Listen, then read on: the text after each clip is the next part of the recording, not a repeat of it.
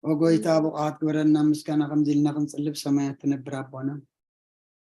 سمكاي قدس من قصاتن واركام تاب سمايكم دمان بريكم إعلات انجرانا لما حبنا نانز بدلنا بدلنكم زحدقنا لم بدلنا نوصنا ندقنا أقفال احنا ننبرا فتناي تأتون من قسن حيلين كبر نزل علمنات كاين ما أمين وزتي مريم بني قدس جبريل ملاك سلام تا سلام لك الله حلنا غدن قليخي بسقاخون دن قليخي أدي جابير سواد قويتا سراوي سلام لك الله نسخي كاب أن السبرختي خي فركرسكم برخي وملتصقا جابير مساقي أوفس تدس والكي أتياتنا خسر يلنا نفتو الدقي يسكر سوس من تانا محرات لما لنا أمين يفتح ويشري جزينا ولكن مداني يسكر سوس ناين السحات صلوت وقويتا أبزا مع التزيئة أمكن مخاب تقباركم بقال بحسابكم بكل واساتنا زحات أنا يو إسخار روح مبكر سبن سلازخونكا ننت تقدس مكالكات عرقنا محدقلنا وأملاك سلام كن حضر سلام وتلي تعبنا أبزا نايدك أسكدينا خاب كل چنكت ناس أقبرنا خاب كل خفاعتن خاب كل فتنات سلام كحلونا أنا سلام الأكال أخلنا بس أقام برهران تمبكر سبزخون حدا ودخا ويتانا أملاقنا مدحنا يسكر سوس تبون مسؤون كبرن وداسيان قرمان زلكا معري خامز زخون وحقوت منفس قدسن مسقانا يقبعك حج النزل علم آمين حرنا بسوكف سعد صلت وقويتا محرنا حرات كاونا بزحلنا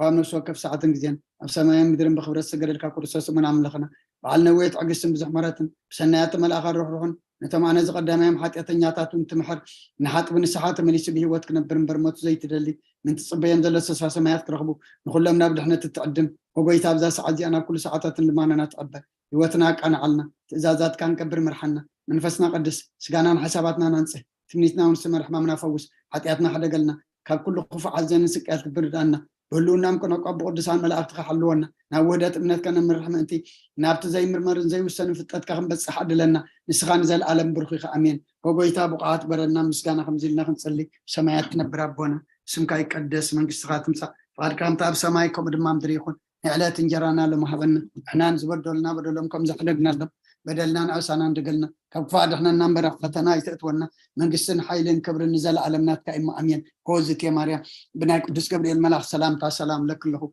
حلنا غدا نقلي خي بسقاخون دنقلي خي عدا جابير صبات قويتا سراوي سلام لك له نسخي كوان السبرختي خي فركر صوم برخي قوم التصقا جابير مساخي وفس دسبلكي حتياتنا خسر يلنا نفتو ودخي يسوس كريستوس منتانا محرات لمن لنا آمين على هوت يسمع لنا يسأل صلوت استنبب نبابات أبكر من إجزابير قبول كوينو معات زقرر محرات زورد برخة زبزح يقبر لنا كلهم حزب إجزابير نزق دس بيت خريستيان تهبو نايسولوس صلوت هسركن كمون عماد بيت خريستيان مسيرات بيت خريستيان حبتات بيت خريستيان أبزا زلهم وخونكم بتبعتن بانك عدوان تكاتاتل وزلهم فسابز ساعات زي بدحنا سلام عكيبو بخمس قدوس قبائي قدوس عقل قلوت كنراخب قدوس فقادو سلازخونا لنا فتارينا أملاك قدوسان أملاك سلام مدهني عالم ناي بحر مسقانا يبصحيو كمون نعهاتكم قزيهم أو هاهيدكم أو كل خرنعات عالمكمكم بتبعتن بانك عدوان تكاتاتل وزلهم قدس بيت خريستيان نسيت صاركان أثبته تاني قفلكم تبل أبز حلفة جزينا كم فقط إجزابير زرعنايو 11.13 ساعبين نإجزابير زي مفراحي نإجزابير مفراح 24 زخون نقسانا رأستي تغمتاتو مسكم زرعنا إذا فرحات إجزابير اندا زي هالي كاخا ساعبين هالو انتا أي تساعبين كا أبزبل مجمريا انتايلو كابزهم يدحننا زروق هيواتي هلو كايل نإجزابير زي فرحسب زروق هيواتي هلو تمالي زقبرو لومي زقبرو صباح زقبرو اي ذكرو اي فلتو كابي كم زمص اي فلت نابي كم زخيد اي فلت ابي كم زلو زروق زبحال بتعمي كبيد نغري مالتي كلاي نوسارستي تر لبي هلو كايل لبنا تامري وصبغري وحسمري زي قير نغر خون مالتي سالساي نأملاخ تصرفني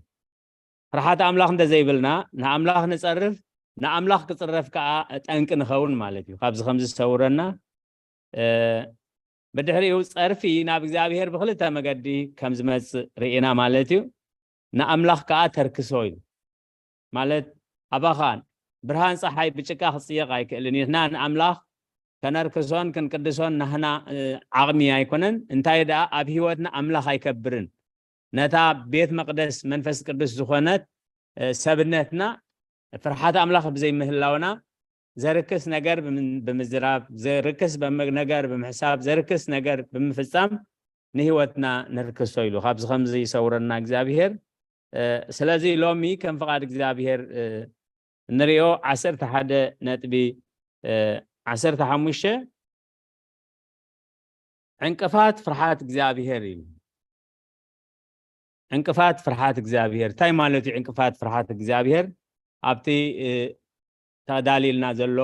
መንፈሳዊ ማዕዲ ክንሪኦ ኢና ኢሉ مريح تقسنا ماتيوس 18 قطر 7 لوقاس 17 حدا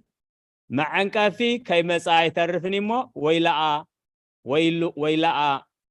ويلو مع انكافي زخوني مع انكافي كي مساي ترفني بتعمي كبدي سب نغزا رؤسو انت دا تغاغيو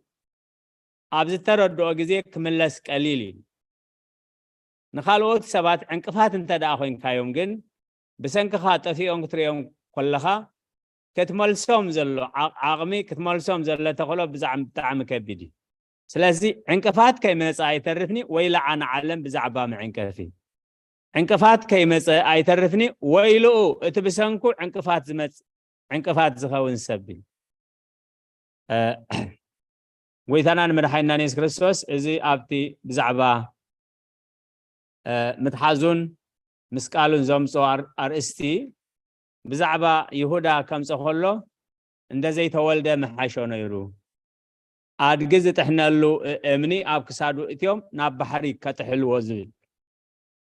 غويتا اس كريستوس كسقل كماوت بجهزبو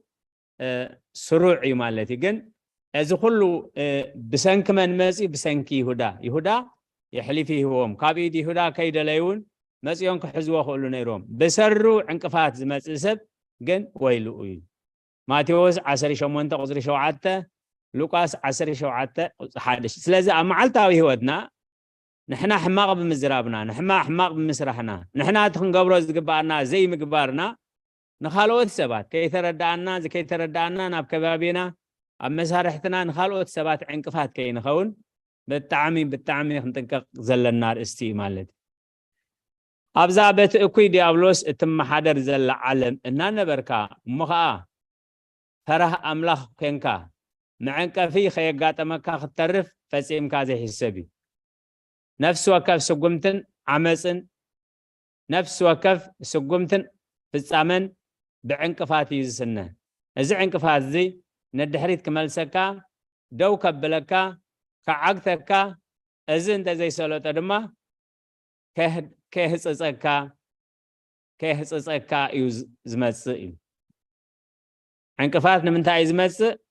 هذا دو كبلكا كابت تخدو منفساو غعزو منفساو هيوت كلايكا كعقتكا ندحريت كملسكا كعقتكا እንደዚህ ሰለጠ ድማ ከህጽጸካ ወይ ከንደል ህጸካ ይዝፈተኒ አማጻ ሰይጣን ዘይፈልጥሲ አይሞንኩስ ከምዝ በሃል እንታይ ዓይነት ዕንቅፋት ከገጥመካ ከምዝ ኽእልን ንዕኡ ብኸመይ ከም ትሰግሮን እንደዘይ ፈልጥካ ተዓንቂፍካ ክትወድቕ ድሮ መደብ አውጽኢካ ኣለኻ ማለት እዩ ጎይታውን ነዚ ጀመርካዮ ህንፃ ከይወዳእካ ዝኽእል ገንዘብ زلكان زي بالكان كواغا اكاز زتسلف سراويت كتقطمولو زخلك عقم زلكان زي بالكان كي جمجمكا هنصان وقئن مجمار ازيو عبي عشنت مخانو قليصلنا ايو لوقاس 14 15 35 عالم كريستيان مدرغوانا ابزا عالم زيا سدتنياتات انبر دق عدي ايكونان ስደተኛ ድማ ኣብ ምድሪ ስደቱ ብጸበባ ይዝሕልፎ ስለዚ ኣብ ግዛኣት ናይ ትሕሱም ጸላኢና ሰይጣን ንነብር ከም ዘለና ወርትግ ንርእስና ከነዘኻኸራን በቲ ጸላኢና ንሱ ዘጻውዶ ዕንቅፋታትን ከይንግረህን ከይንጉዳእን ልዑል ጥንቃቐ ክንገብር ይግባአና ዝኸፈአ ዝኸውን ከዓ ፍሩህ እግዚአብሔር ብምጉዳልና ፈሪሃ እግዚአብሔር ብምጉዳልና መዕንቀፊ ንኻልኦት ክንከውን ከለና እዩ ከምቲ እግዚአብሔር ብፍርሓቱ ከመላልሰና ብኩሉ ሓይሉ ዝጽዕት ነቲ ፍርሓት እግዚአብሔር ንሰብ ዘጸግቦ ረብሓን ኣብናቱ መንግስቲ ዘምጽኦ ወጽዓን ብንጹር ዝፈልጥ ሰይጣን እውን ካብኣ ክኸልፈና ዘይገብሮ ጻዕሪ የለን እቲ ብልህ ክርስቲያን ግና ነቶም ዝተጻወድሉ ዕንቅፋታት ኣለልዩ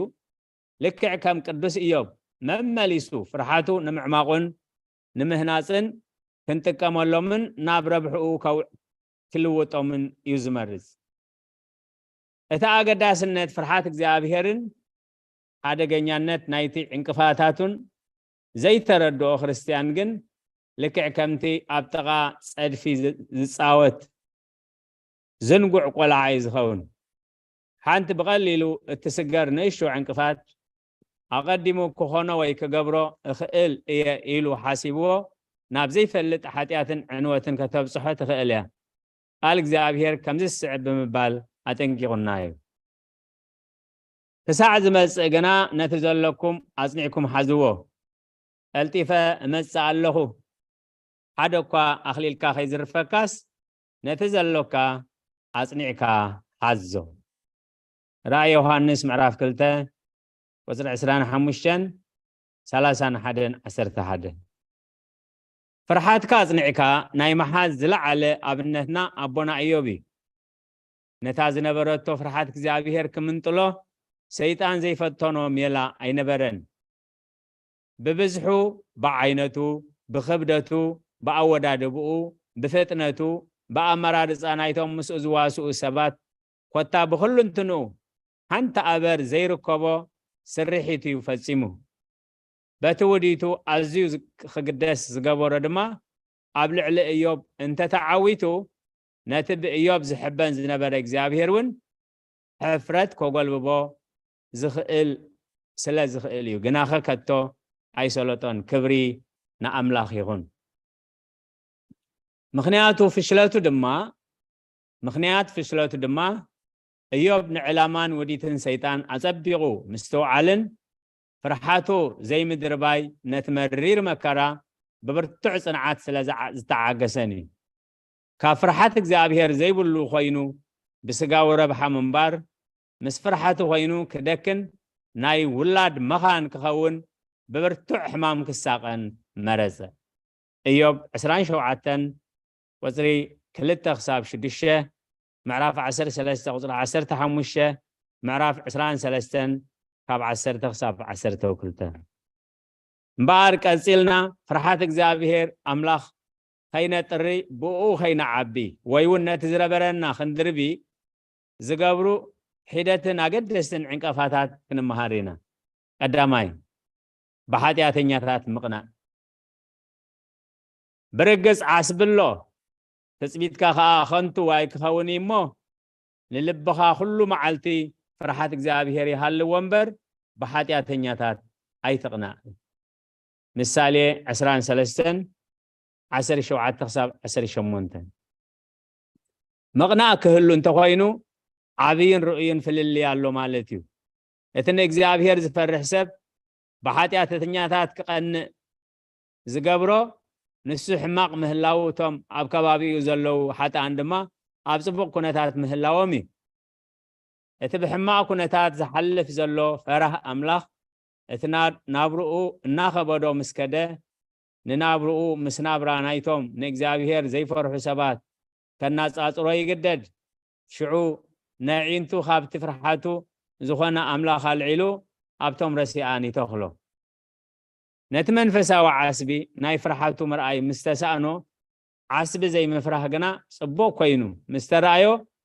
እምበር ዶ እዚ ፍርሓተይን ትጽቢተይን ጻማ ኣለዎ እዩ ዝብል ሕቶ ናብ ልቡ ሰሊኹ ይኣቱ ሽዑ እቲ ኣብ ልቡ ዝነበረ ፍርሓት ኣምላኽ ብቕንኣት እናተተክአን እናተዓብለለን ይኸይድ ትጽቢት እናነውሐ ኩነታት ምድራዊ ህይወት ከዓ እናመረረ ብዝኸደ መጠን እቲ ፍርሓት ሙሉእ ብሙሉእ ብቕንኣት ተለዊጡ نتم أب كبابي إزلو رسيان ناي ممثال مرجع يلعل مالتي سلازي دما نتتبابنيا نقوس نتخم مريح تقصنا زوسنايو أقد داس مخري زصحف لنا إذا بحاتياتنيا تات ناي مقنع حدقا نبزحات عبيتي ني أملاخ سباتون أين حفومن نعناون انتخوانا كتو أيك نحفنانيو نزوم السعبو أبنتات بمتقاس كاب تاريخهم كنمهارينا نبي إرمياس كابتم بزسكحن نويحن مكرا زتساقي فرحة أملاخ حدا إيو إرمياس 11 وزر 10 شمون تخصاب 23 إرمياس 15 وزري 10 وزري 10 وحمشة خصاب 21 إرمياس 10 شوعته كاب 10 4 خصاب 10 شمونته كمون بزح توسختي قصتات هلو اتوم اب كبابي ازلو ناملاخ زي فروحاتان غنا ازي طعيموم كنبرو مسرآيه سلمنتاي مقدرسي عن السلت سلمنتاي ك كلهم طلمتس عدل زخنلهم تخلكايوم مسور سددو عبيو فرون فريو إلو نإግዚአብሔር حاتتو إرمياس 12 كاب حد حساب كلته اتوم ابزريو زلو ناملاخن نسبن زطلمو فرحات املاخ زيبلهم رسيان كسلطمن كغلعلعن عدل كخونالو من كله نسن توم نعو زماسلو حيدت جن بانصارو كصعن كبدلون مسرايه زفطرلو سمعيتات بتزنبرلو علم منفساو رديت كملسون نلبو كعقسون ايكالن بدحريو ناتي امونغو من زنبره منفساو فللي بمتن كغلصو فتينو ايو إرمياس 10 وكلته وزر خلته حساب 3 እግዚአብሔር ከአ ካብዚ ዝኸፍእ ክመጾ ከም ዝኽእል ዝገልጽ ኣማት መልሲ ከምዚ ዝስዕብ ብምባል መለሰሉ እግዚአብሔር ከምዚ ይብል ኣሎ ኤርምያስ ምስ ኣጋር ተቀዳዲምካ ካብ ደኸምካ ከመይ ኢልካ ደኣ ምስ ኣፍራስ ክትቀዳደም ኢኻ ኣብ ሰጣሕ ሃገር ደው ምባል ካብ ሰኣንካ ኣብ ዱር ዮርዳኖስ ደኣኸ እንታይ ክትገብር ኢኻ ንሆ ኣሕዋትካን ቤት ኣቦኻን እኳ أليمو خايم أفهم اليوم دما كقاتل خادة دحري خاي تدور اللو سلازي بتعم قال أنت تزارب خاون أي تأمنهم إرمياس 10 توكلته وزرا حموشة ساب شدشته ليك أمزمران أسف إذا قدوسني أملاخ سب بحديات هنياتات مقنع زفتر اللو النوزي بلعول نايسنة صحف بقعات أمزمر داويد 73 قليس ويركب أنا قنا أقاري سنكلكل نمبال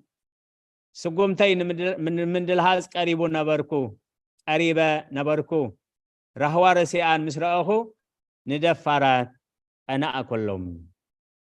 مزمور داويد 73 وزر خلتان 3 نخلتنا أبرو من قبرو من دما زرزيرو قلسو مزمور داويد 73 كبر بعد حساب 10 توكلته أمود أتا ناب قلبو زملستون كابوتقات زدحانتون دما أتي ناتاتهم من مود أتا زلو وفللي أنا تصيروخ جنزب مخالو إيو مزمور داويد 73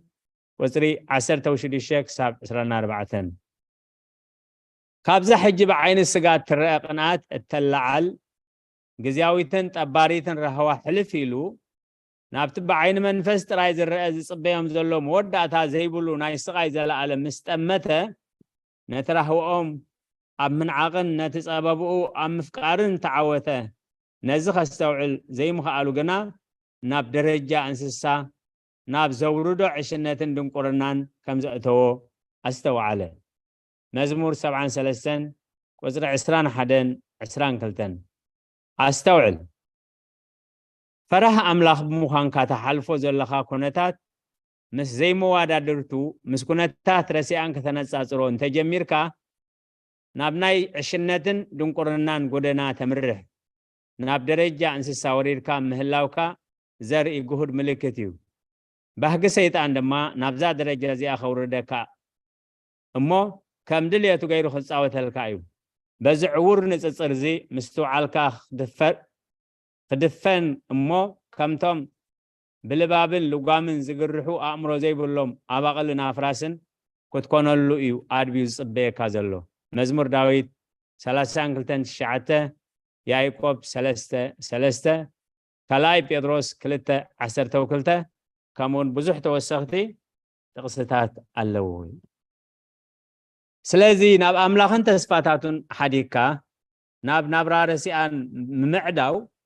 نتا أملاخ زخبرو من النتكا مورادي نتقد محجز تصبخايو تفاقا ختلم زدرخ كفؤ ودقت إيو زابير كابز خمس سورنا ليك مزمران أساف مودعتا رسي أنن مسانا الناس أصورو أتحساسبون زربون ملؤ بملؤ تلوته نابزاناتو درجة رديتن بسلتن زي بصحيح خريستيان أبت بفرحاتك زابير زقيد نايتا أتان مقد قعزو نوح كم زي سلق مجلس يزيد ليو حقي إيو مزمر داويد 7 10 كساب 28 قدوس إيوب أبونا إيوب اتوريد وزنبرة زي صور مكرا كي أخلو اتهم كتسانانعو مسيوم كبقعو كالي قسل زوسخو أعرختو تخخ قابلوه نتخونتاتو بيجيغا ترديوم اتمرير مكرا بسر حتياتو خمز وردو غيروم أناوزو نسقنا بحاتياتو زي كونه بمخنيات صدقون في السمن أنيو استفتنه إيوب حدا شدشه 7 معراف كلتا خاب حدا خساب شوعته بسر حاتياتو مكرا يسقب كم زلو نامو قوته مس أتكخو نسقنا رسيان ستيعمو ومينبرو خمزلو بمرقاقاز كرتعوم أنكا دمو كمز السعب بلوم إيوب 21 وطري شوعته خساب 26 اتعازيو زحقوس جن قدوس إيوب نتخون النتنا يرسيان كقلز لا أتقدي دنبر بنابرا رسيان كتو أيكنان أني إنت زخون كافت سموناتو موردا نيرو أبصر كون في سموناتو سلز صنعيو እግዚአብሔር ምእንትቶም ንኢዮብን ንኣምላኽን ዝበደሉ በደለኛታት ከማልድ ዝበቅዐ ከምኡ ድማ እቲ ዝጠፍአ ንብረቱን ስድራ ቤቱን ጥዕኑኡን ድማ ዕፅፊ ኮይኑ ዝተመልሰሉ ክብሪ ንእግዚአብሔር ኣምላኽና ይኹን መጽሓፍ ኢዮብ 42 ቁጽሪ 7 ክሳብ 17 ቅዱስ ዳዊት ክብሪ ፈራሕቲ ኣምላኽን ጥፍኣት ረሲኣንን بنصور زترأيو سب نبرة نزر الدئيت زدما أمزمور 3 بصفحات قليس والله بفلاي أبزن سعبات قصتات اتحقق وليحو ترأيو الله مزمور داويد معراف 3 تقصى حدا خساب 10 تقصى 10 تقصى 20 تقصى 4 خساب 4 نزا حق زي كجنزبوا زخلجن اتطعي منفسا وعينت زتريت راح يو ناي علم اتزعبي هايلان أزوران تبرا يو بعينت زرقة كل نجار دما نأمرون لبن ناي مسعاب حيلي اللو سلازي نتزير بحكا نجار نزي مرأي مساعين تخاخيدان مئتاون نعين تخاخا مرأي كانتونت أم حلاون كحق زكاة بصلوات نتي زخل قويتا من محسان يدلي إيوب 31 تقصى حدا مزمور داويد 119 كسر 3 خساب شوعاته قويتانا بزعبانا بحاتيات مودا كاستمر كله نعين ذهبا أدهبو أزي عبيو سيطان قويتانا خي تلفة نبزل علمن كبرتانا رئيو نخاس دعو خمزي حفرة قدوس وانجيل عزنتلنا له ماتيوس 22 ساب 23 ماركوس 9 خبر 4 شوعتن ساب 4 شومنتن لوقاس معراف 4 خب 5 ساب شومنته حزقيل 6 ساب 9 ويتا بزعبا مقطقات عينتي كزارب كله بزعبا الرأي خام ملوات امبر بزعبا زن أبقصنا زتسوخ عخلت خببتي عينتي زي مخانو برهيو بزعبا زن كببتا عينتنا انداز خاون مو زوم نخلتي ان زسانو عين سوران بزي قالس اقام كصدقو يوم مالت ايو الرأيها اندازي تعيو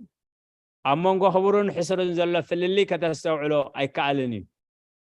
اتخبر حسر اتحسر لما كبر مسيلو تقمت إلي وزرايكا كابز 5 سورنا اكزابير إرمياس 15 قزر 10 الشعتة صاب سرانا حدن ميلكياس معراف 3 قزر 10 شومنته حزقيال معراف 4 قزري 23 كمون توسختي تقصتات هلو كم تقبو نتي اكزابير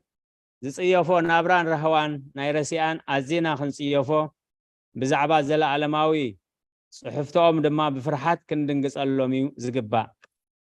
مزمور 140 حدن قصري 7 يهودا قصري 23 نجر تقلبيتو غرمبيت كوينو اتخنصيفو زغبا ببهقي انت اواناويننا كابهقي حليفون كقنانا انت جميرو هيوتنا اب حدقا وديقا خمزلا كنفلت اغزابير كابزي وحات تاخيلازي كوصانا باويات كنمحصونو يزغبانا مقد رسيان مقد عمصا سلازخونه بسغاو هواسات سمعيت طعمن تبهاغن كان تمسله بعين املاخن بتوم بمنفساو عين زرئي كلهم بالهتاتن صوصي نجر كم زي بلو زفنفن تفاع زملؤ ما ادي كوينو يزره نبي دانيال نتستسر على درغوناي احزاباو ما ادي خصيفو زغبرو بشوهات سقو زي كونس بفقاد غويتو نهيوتو زم حدر سب سلازنبري زابير يدغفنا إساس معراف 20 شمونتن قصري شمونتن دانيال معراف 1 قصري شمونتن حساب 10 شدشه بحاتياتنياتات مقنا مالتكو فقرا علم كمال كا جمير له مالتي كمالي زتس حسم كايو علماو الرأيا دقيمكا كتكان علون كتقاملون انت جميركا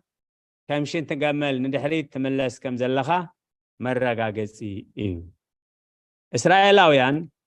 كاب ግብጽ ወጽዮም ናብ ከነዓን ናተጓዓዙ ከለው ልቦም ንድሕሪት ተመሊሱ ሽጉርትን ስጋን ናይ ግብጽ خنافقو ምስ ጀመሩ ካብ ክልቲኡ ሓዲግ ተሪፎም ኣብ ምድረ በዳ ሃለቁ ካብዚ ከምዚ የድሕነና ምክንያቱ እግዚአብሔር ናፍቆት ግብጽ ዘይበለየሎም ሰባት ናብ ከነዓን ከእቱ ፍቃዱ አይነበረን ከደግማዬ እግዚአብሔር ናፍቆት ግብጽ ዘይበለየሎም ሰባት ናብ ከነዓን ከእቱ ፍቃዱ አይኮነን ዘጸአት ምዕራፍ 14 ቁጥር 11 ክሳብ 12 ዘጸአት 12 ቁጥር 3 ዘህልቁ 11 ካብ 4 ክሳብ 6 ከምውን ብዙሕ ተወሰኽቲ ጥቅስታት ኣለዎ بدم كريستوس كيدانكا مس أملاخ نيركا كتبكع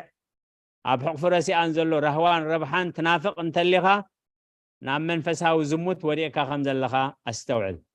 زابير نخمز زبالة زماو لبن عينن تصبرو يوزدالي اسكيل معرف شديشة قزري شعاته سلازي بحاتياتنياتات زقنا أكايو أكويك أني كنات قبلوا نأملاخ نام مسلائن مس علم ناب زواسب منفساو زموتن كودقا كخلو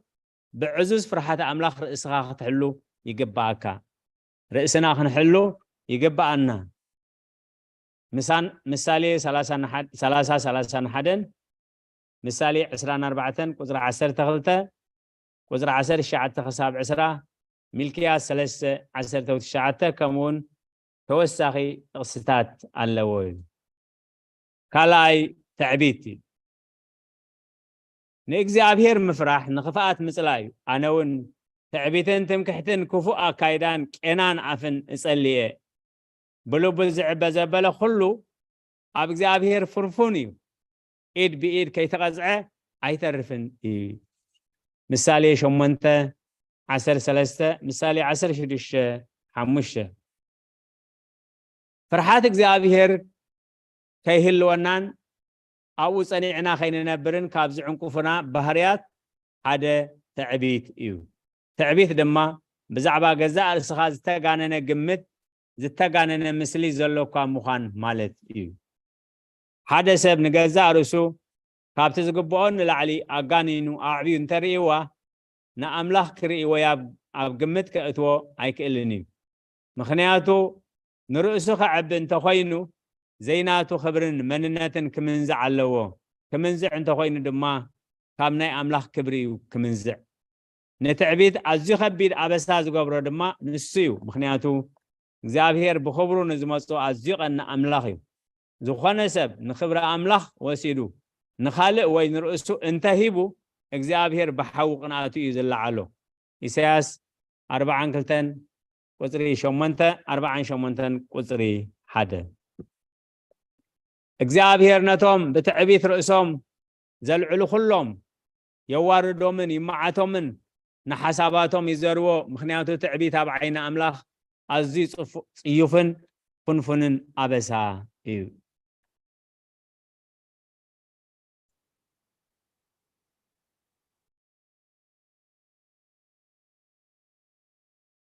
ካብዚ ቀፂልና ብኽቱር ትዕቢቶም ናይ ዝተጎድኡ ኣብነታት ካብ መጽሓፍ ቅዱስና ክንጠቅስ ኢና ፈርዖን ዋላ ክሳዕ ዝኣኽሎ ተቐጥቂጡ ክነሱ ንርእሱ ክብል ንእስራኤላውያን ከይሓድጎም እኳ ትዕቢት ክኽልክሎ እግዚአብሔር ነዛ ንዑ ዝበደለት ንህዝቡ ድማ ዘጨነቐትን ዝዓመፀትን ትዕቢት ከዋርድ ስለ ዝንቀደ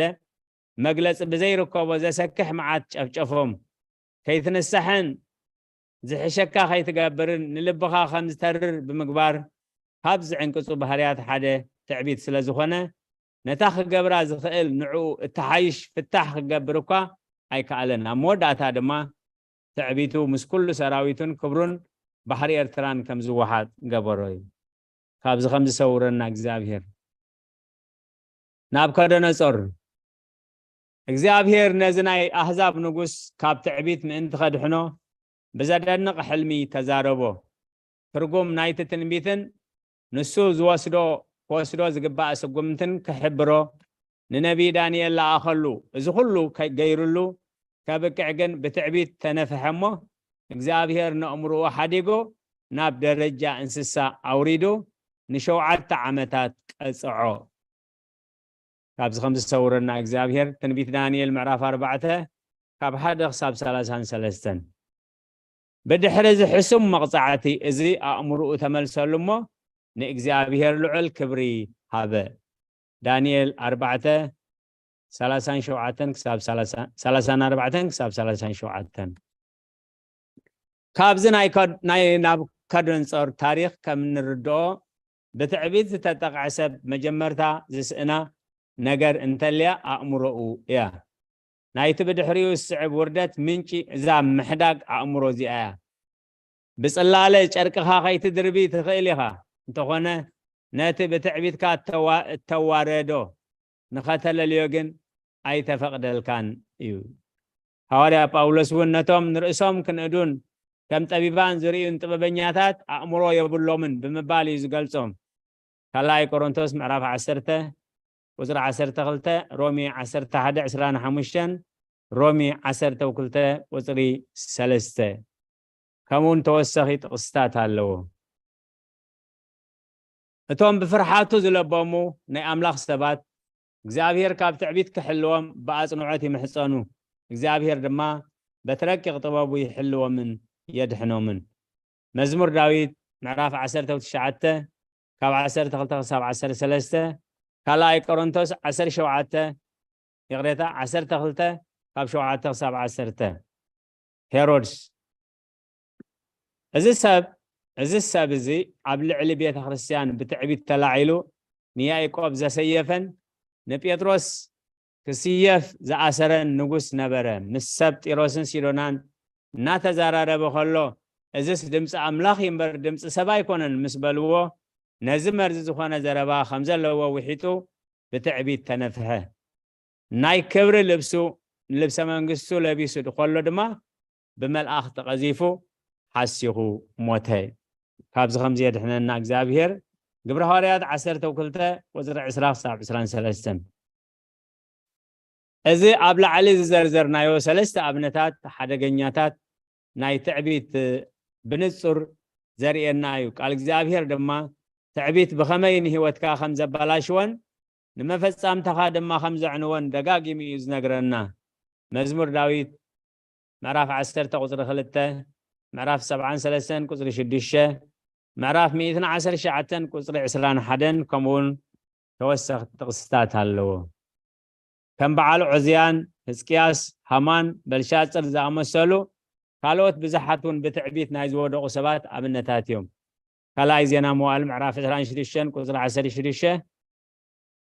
معراف 32 قصر 25 استير معراف 3 قصر 5 كقلون بزح توساخي تقصتات هالو بمنفساو نغروم ناب تعبيت زوادقون بزحات يوم إيوب 33 معراف 9 لوقاس 11 يوحنس 9:41 كمون بزح توسخت تقصتات هالو ايهداويان بمنفساو تعبيت تتقعو سلازنبارو نكريستوس كيقبلوا تعبيتهم عنقفهم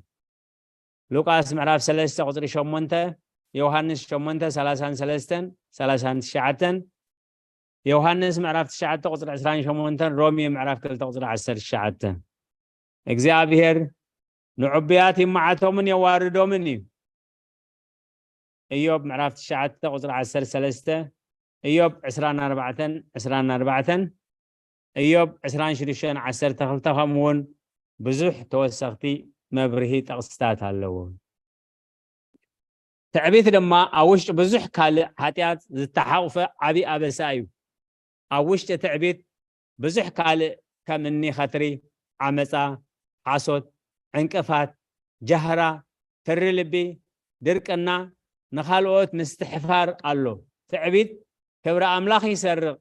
نتزيناتو خمناتو غيرو سلا زغربو حساوي نأملاخ النسبن زخون كتر نعقت هالو نسحا وردت كوين نسلا سمعو لباتري روي ملالس تعبيت بشفرا خالوت حتياتات تعجبك زخير رئيسي كله أبساتاتيو مزمر داويد معراف 110 شوعتن قصري 78 85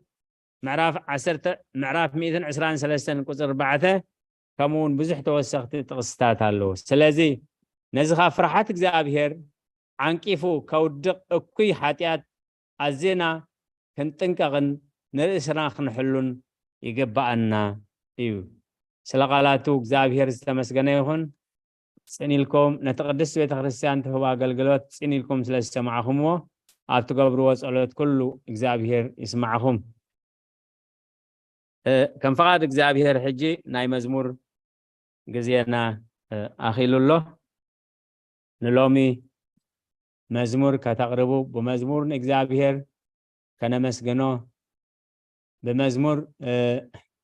ክብረ አምላኽ ክንገልጽ ትብሉ ተዳለኹም ተቀበለኩም حራይ ሓብትና ሙሉ ኢልካ ሓፋ ቢልክለኺ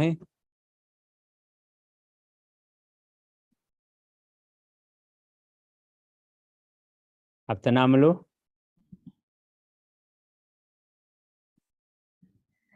حراي أملاخ حكسن أول منفس قدوس هذا أملاخ زال عالماوت نفسي ننتان كي تخنن سلازد حان كان مدهاني عالم زقبر كان لي رسعون أرقد معيني فليكات بالمزمور كذب مرأي لا حكسني زلالماوي نفسي من تان كي تخونن سلازد حنكاني مدهاني علم زقبر كالي اي رسعون هب قدم عيني اي فلكان زقبر كالي اي رسعون هب قدم عيني اي فلكان بمقوح سلسلة تأثير خحله أما قابر كوينه نهزب خحله ودلوعو الأملاخ قسيس كان لقون مولو سبقر كاني مسكر كخون ودلوعو الأملاخ قليس كان لقون مولو سبقر كاني مسكر كخون زلالماوي نفسي متان كي تخونن ስለዘድሓንካኒ መድኃኔዓለም ዝገበርካለይ ኣይርስዖን ካብ ቅድሚ ዓይነይ ኣይፈልካን ዝገበርካለይ ኣይርስዖን ካብ ቅድሚ ዓይነይ ኣይፈልካን ፈቲኽኒ ኽውስን ምርጫ ምስሃብካኒ ናይ ዘለዓለም ህይወት ተቓልቃ መቂሩኒ ብመርበብ ፍቕርኻ ተኣሲሩ እዩ ልበይ መሪፀ ክንሳፈፍ ኣብ መርከብካ ጎይታይ ብመርከብ ፍቕርኻ ተኣሲሩ ልበይ መሪፀ ክንሳፈፍ ኣብ መርከብካ ጎይታይ ዘለዓለማዊ ነፍሰይ መታንከይ ትኹነን ስለዘድሓንካኒ መድኃኔዓለም ዝገበርካለይ ኣይርስዖን ካብ ቅድሚ ዓይነይ ኣይፈልካን ዝገበርካለይ ኣይርስዖን ካብ ቅድሚ ዓይነይ ኣይፈልካን ንሞትን ህይወትን ብደስታ ይቕበሎ ወሓዚ ፍቕርኻ ኣብ ውሽጠይ ስለ ዘሎ መከራ ፀበባ ስደት ዶ ወይስ ዕርቃን ሓይልኻን ስልጣንካን ዝፈልየኒ የለን መከራ ፀበባ ስደት ዶ ወይስ ዕርቃን ሓይልኻ ኾነ ስልጣን ዝፈልየኒ የለን ዘለዓለማዊ ነፍሰይ ነታንከይ ትኹነን ስለዘድሓንካኒ መድኃኔዓለም ዝገበርካለይ ኣይርስዖን ኣብ ቅድሚ ዓይነይ ኣይፈልካን ዝገበርካለይ ኣይርስዖን ካብ ቅድሚ ዓይነይ ኣይፈልካን መንገደይ ዘይፈልጥ ኣብ ጸልማት ዝነበርኩ ህላዌኻ ምርኣይ ስኢነ ዘዕነነኹ ናብ ቤትካ ኣምፂኻኒ ብዘደንቕ ጥበብካ እንሆ በቂዐ ክዝምር ንስምካ ናብ ቤትካ ኣምፂኻኒ ብዘደንቕ ጥበብካ እንሆ በቂዐ ክዝምር ንስምካ ዘለዓለማዊ ነፍሰይ መታንከይ ትኹነን ስለዘድሓንካኒ መድኃኔዓለም ዝገበርካለይ ኣይርስዖን ካብ ቅድሚ ዓይነይ ኣይፈልካን ዝገበርካለይ ኣይርስዖን ኣብ ቅድሚ ዓይነይ ኣይፈልካን ኣሜን መድኃኔዓለም ብዙሕ ውለታ ኣለና እግዚአብሔር ክብሪ ምስጋና ክኾን ስለተዋሃበና ዕድል ከዓ ይቕኒየለን አሜን አሜን አሜን አሜን ዝማሬ መላእኽቲ ውዳሴ መላእኽቲ ቅዳሴ መላእኽቲ የስምዐኪ ሙሉ ሓብትና ግርም ዝኾነ መዝሙር ልቢ ዝትንክፍ ውዕለት እግዚአብሔር ምስጋና እግዚአብሔር ክብሪ እግዚአብሔር ዝገልጽ መዝሙር ኢና ክንሰምዕ ፀኒሕና ዘለዓለማዊት ነፍሰይ መታንከይ ትኾነን ስለዘድሓንካኒ መድኃኔዓለም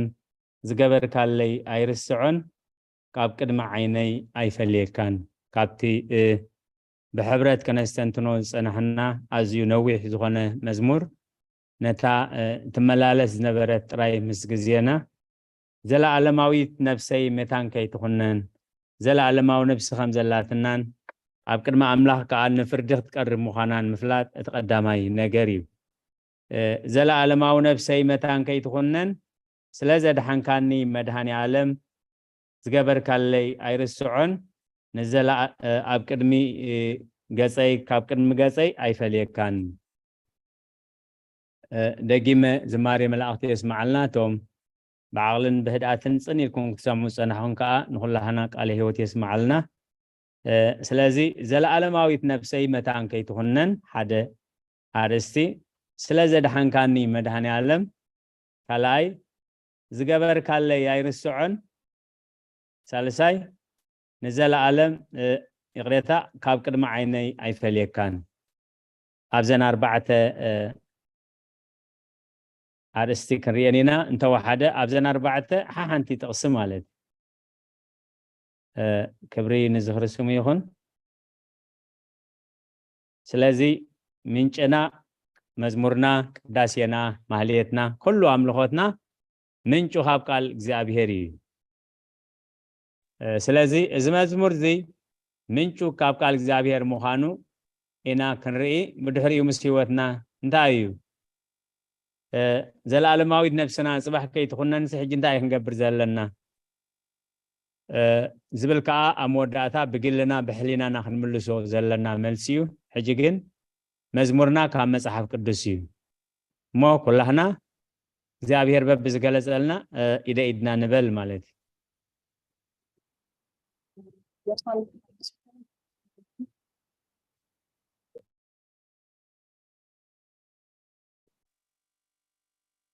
እየሩ ተዳሄኺ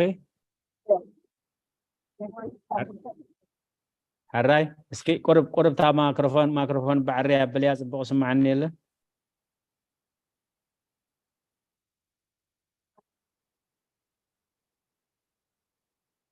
قصلي يرو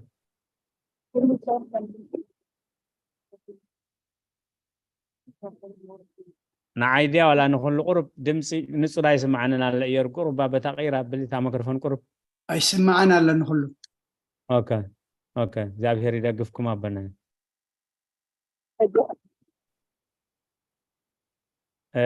حجونا يتغيرنا على قرب وتغير ويدهن نخلوت عدل كنهب وثيق تومه زياد قلن تاش متتاح محايش حراي كالوت يورا حبتنا حساب تدالو قال هيوت يسمع لنا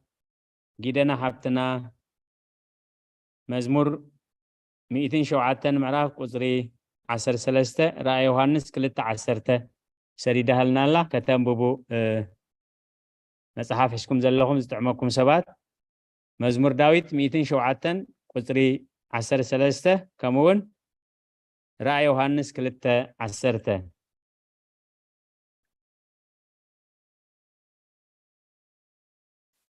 كتنببو جزير زلكم زتعمكم مصحف زحسكم كان أنا حيزلهم حراي رزنة حبتنا مزمور داويت 207 13 ببلنا قالوت እሺ ሽዑ ብመከረኦም ናብ እግዚአብሔር ኣወዩ ንሱ እውን ካብ ፀበቦም ኣልነገፎም እግዚአብሔር መስገን ሽዑ ናብ እግዚአብሔር ኣምላኾም ኣወዩ እግዚአብሔር ከዓ ካብ ፀበቦም ኣናገፎም ኣዎ እግዚአብሔር መስገን ስለዘድሓንካኒ መድሃኒ ዓለም ኣብትብል የእቲና ያለና ማለት ኣብ ቁጥር 2 ስለዘድሓንካኒ መድሃኒ ዓለም ኣብ ፀበባ ዝረድ ኣብ ፀበባ ዘናገፍ ኣምላኽ ምዃኑ እታ ኻልኣይቲ ራእይ ዮሐንስ 10 ምዕራፍ 2 ቁጥር 10 ያ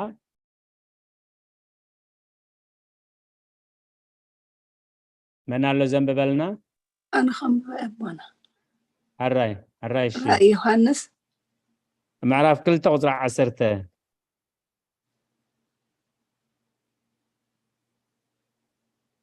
رأي يوحنس معرف كل تقطر 10 ماشي أنه بنت كتفتنس ديابلوس نقال ياخدكم بيت ما أسرتي كدربيكم إيو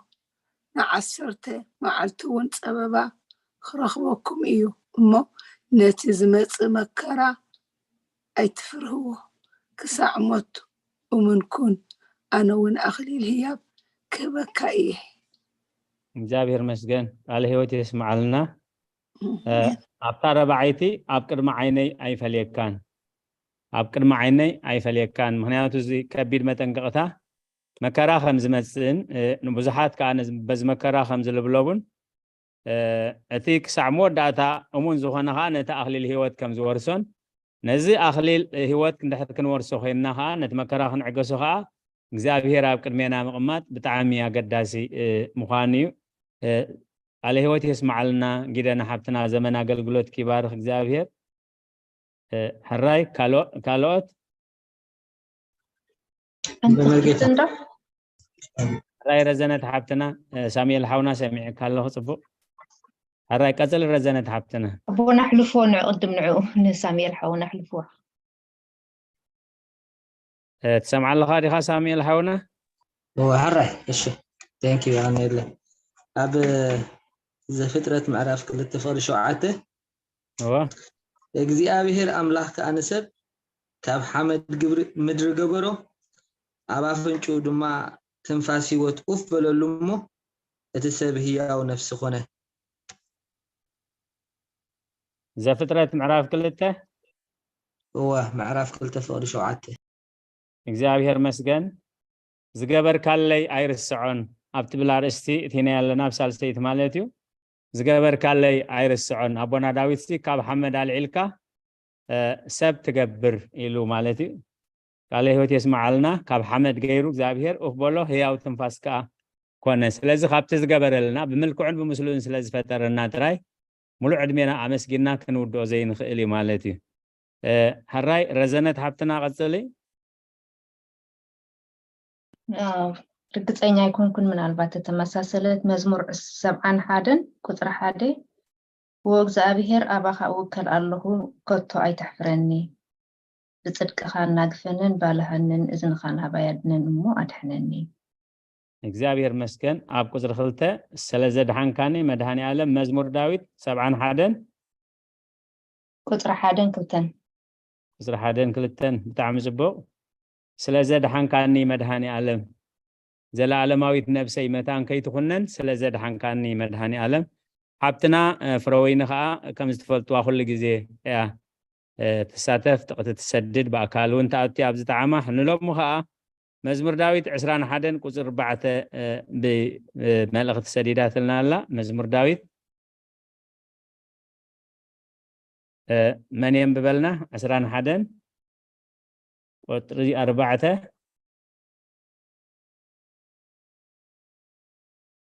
መጽሐፍ ዝሓዝኩም ክትዕመኩም ዝኽእል ከተንብቡል ትኽእሉ أنا خمرة ኣራይ ኣዴና አይና ዓለም مزمور داوود 21 ቁጥር 4 أوكي هيوت لمنك من واحد ما نحاوروا نزل عالم هكايو قال هيوت يسمع لنا هيوت لما نكا من واحد ما نحاوروا نزل عالم هكايو قال هيوت يسمع لنا هيوت لما نكا هو نزل عالم من واحد ما نحاوروا نزل عالم هكايو انتي زل عالماويت نفسي متان كي تخنا نتبل اب تقدميتي يأتينا لنا مالتي مزمور داويد 21 قال كبر نزخر سمو يكون أنا حبتنا زداقم 31 شمنت سديدات لنا الله تساتفو خي يبارخ حنا حبتنا زداقم 31 قدر شمنت من كان ببلنا خيل أنا اللي هو بمرقة حسب هالي هراي سامحونا زداقم 31 شمنته እሺ እቲ ቅድሜኻ ዝኸይድ ድማ ንሱ እግዚአብሔር እዩ ንሱ ምሳኻ ክኸውን እዩ ኣይጠልመካን ኣይሓድገካን ከዓ ኣይትፍራህ ኣይትሸበር ድማ እግዚአብሔር መስገን እቲ ቅድሜኻ ዝኸይድ ድማ ንሱ እግዚአብሔር እዩ ንሱ ምሳኻ ክኸውን እዩ እሞ ኣይጠልመካን ኣይከሓድገካን ከዓ ኣይትፍራህ ኣይትሸበር ኣብ ቅድሚ ዓይነይ ኣይፈልየካን ኩሉ ግዜ ፍርሓት ዝመጽእ ረዓዲ ዝመጽእ ንመን ክነግሮ ንመን ዝዛረቦ መን ዝረዳእኒ መን ይሰምዓኒ ዝብል ሓሳብ ዝመጽእ እግዚአብሔር ካብ ቅድሜና ከልግስ ከሎ እዩ እግዚአብሔር ግን ኣብ ቅድሜኻ ዝኸይድ ድማ ንሱ እግዚአብሔር ኣምላኽካ እዩ ቅድሜኻ ዝኸይድ ስለዚ እዩ ትዘማርኻ ካብ ቅድሚ ዓይነይ ኣይፈልየካን ኣብ ቅድሚ ዓይነይ ኣይፈልየካን ዝብል ዘዳግም ኣብታ ራብዓይቲ ገርና ያለና ማለት እዩ ቃለ ህይወት የስማዓልና ሀና ሓብትና ዘመን አገልግሎት ክን ይባርክ ኩላትኩም ሕራይ ጴጥሮስ ፋሚሊ ወርክ ጳውሎስ ጴጥሮስ ሓውና ኢድካ ሓፍ ኣቢልካ ኣለኻ ቃለ ህይወት ይስማዓና አይ ሆፕ እዚኣ ትክክል ክትከውን ዝገበርካለያ ትብል ኦሪት ዘፍጥረት 19 እነሆ ባሪያኻ ኣብ ቅድሜኻ ሞገስ ረኺቡ ኣሎ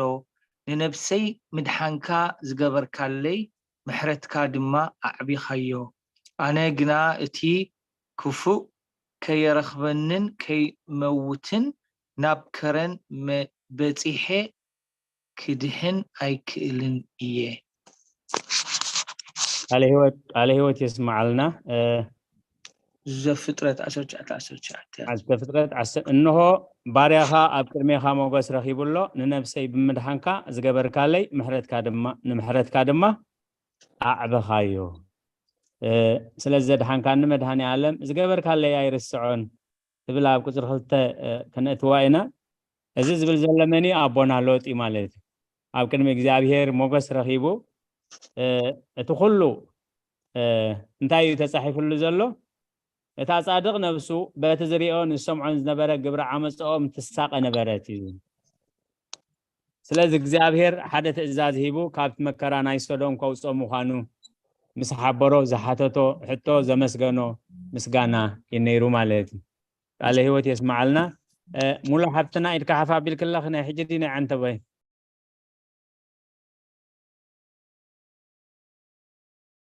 ميتي غزال لخي ملاحظ ግን ሓንቲ ኣነ እውን ክብል ካብ ተፀዋዕኹ الراي ملاحظتنا غزلي መዝሙር ዳዊት 37 مزمور داوود 37 ቁፅሪ 24 ሂዱ ይድግፎ እዩ እሞ እንተተዓንቀፈ እኳ ፈፂሞ ኣይክወድቕን እዩ እግዚአብሔር ይመስገን هو انت تعنقفك አይወድቅም እግዚአብሔር ይመስገን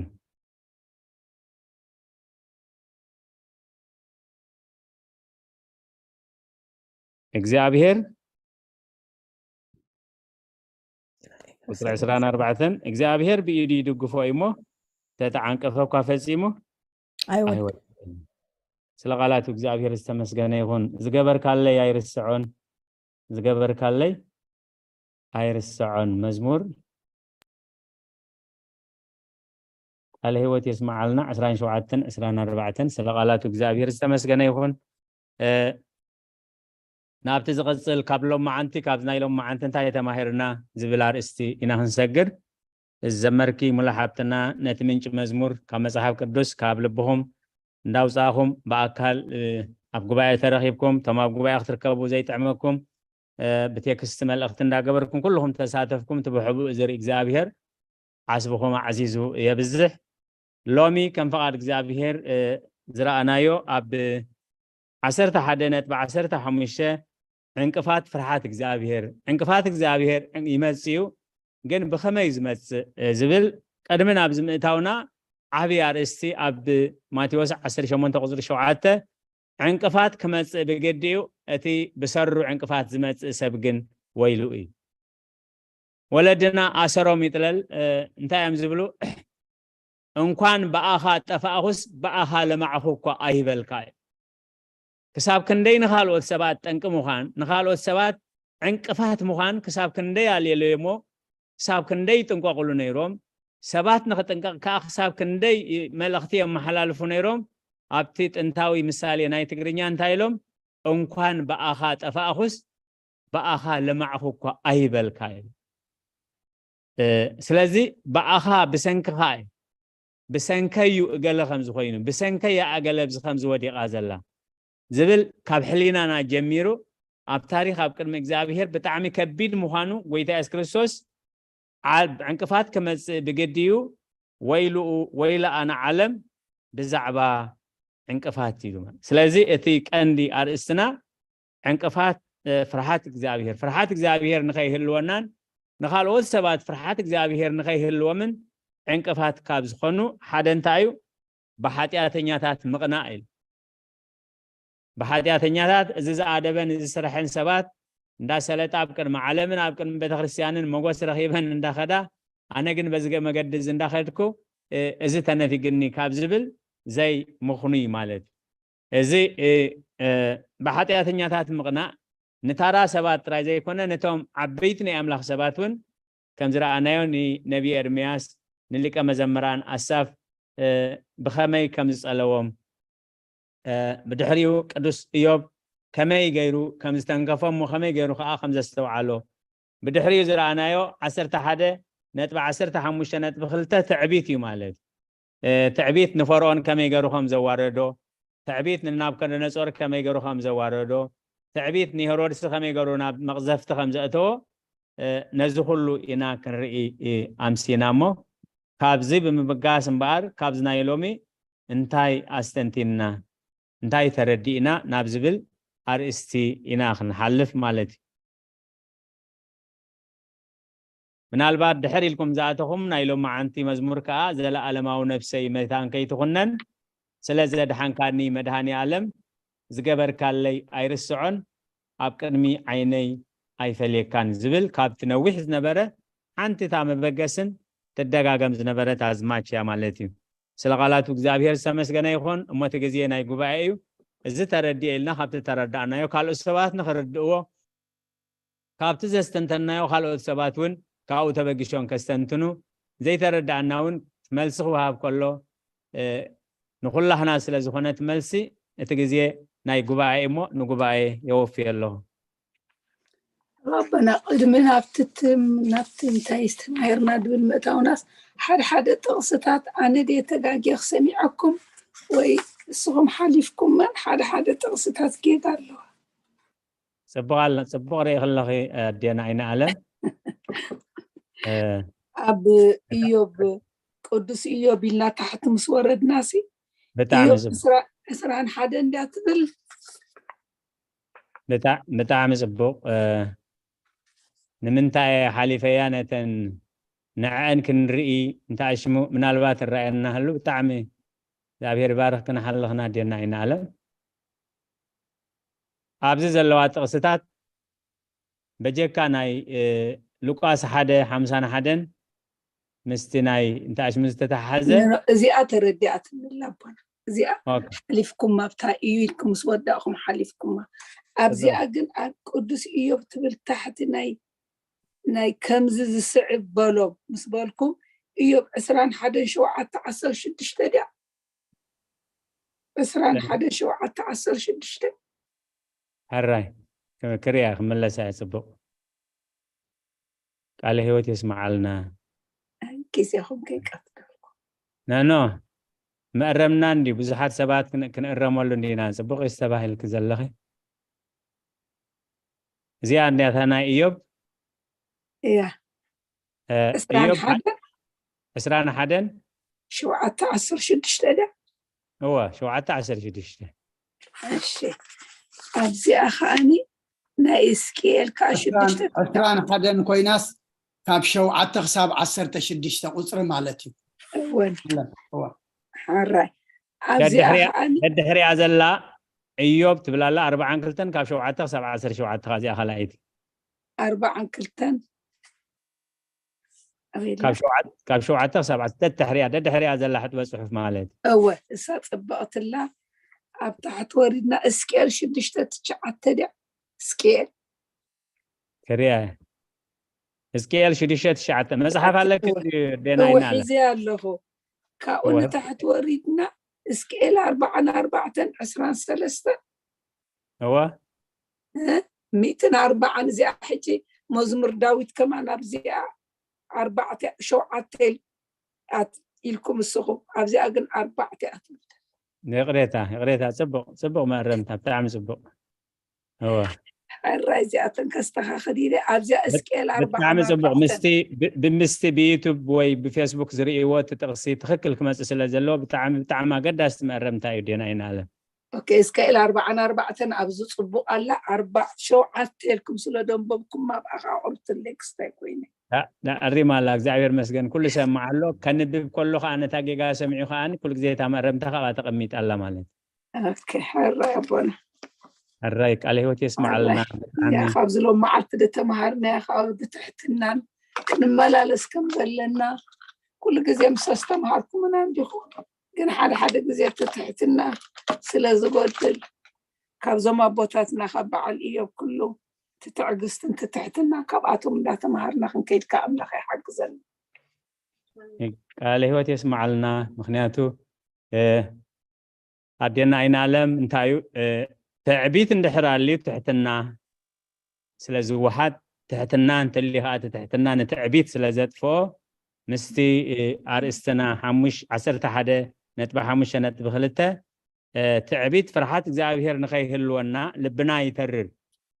ልብና ይተርር ጽቡቕ ነገር ተሰማዕና ጽቡቕ ነገር ተራእና መከራን ተገጠመና ሽክር ተወረደና ልብና ይተርር ልሞል እዚ ትዕቢት ዝንታይ ይገብሮ ነቲ ፍርሓት ኣምላኽ ካብ ልብና የውፅኦ ማለት ስለዚ ልብና ካብ ትዕቢት ካብ ልብና ክወፅእ እንተኮይኑ ከዓ ትሑታት ክንከውን ኣለና ትሑታት ክንከውን እንተኮይንና ከዓ ትሕትና ጎይታን ትሕትና ቅዱሳንን ክንዝክር ትሑታት ክንከውን እንተኮይንና ከዓ ብትሕትና ዝርከብ ዓስቢ كنتمت كم زلنا إمو بتعامي عليه وتسمع لنا دينا إن عالم هراي كالوت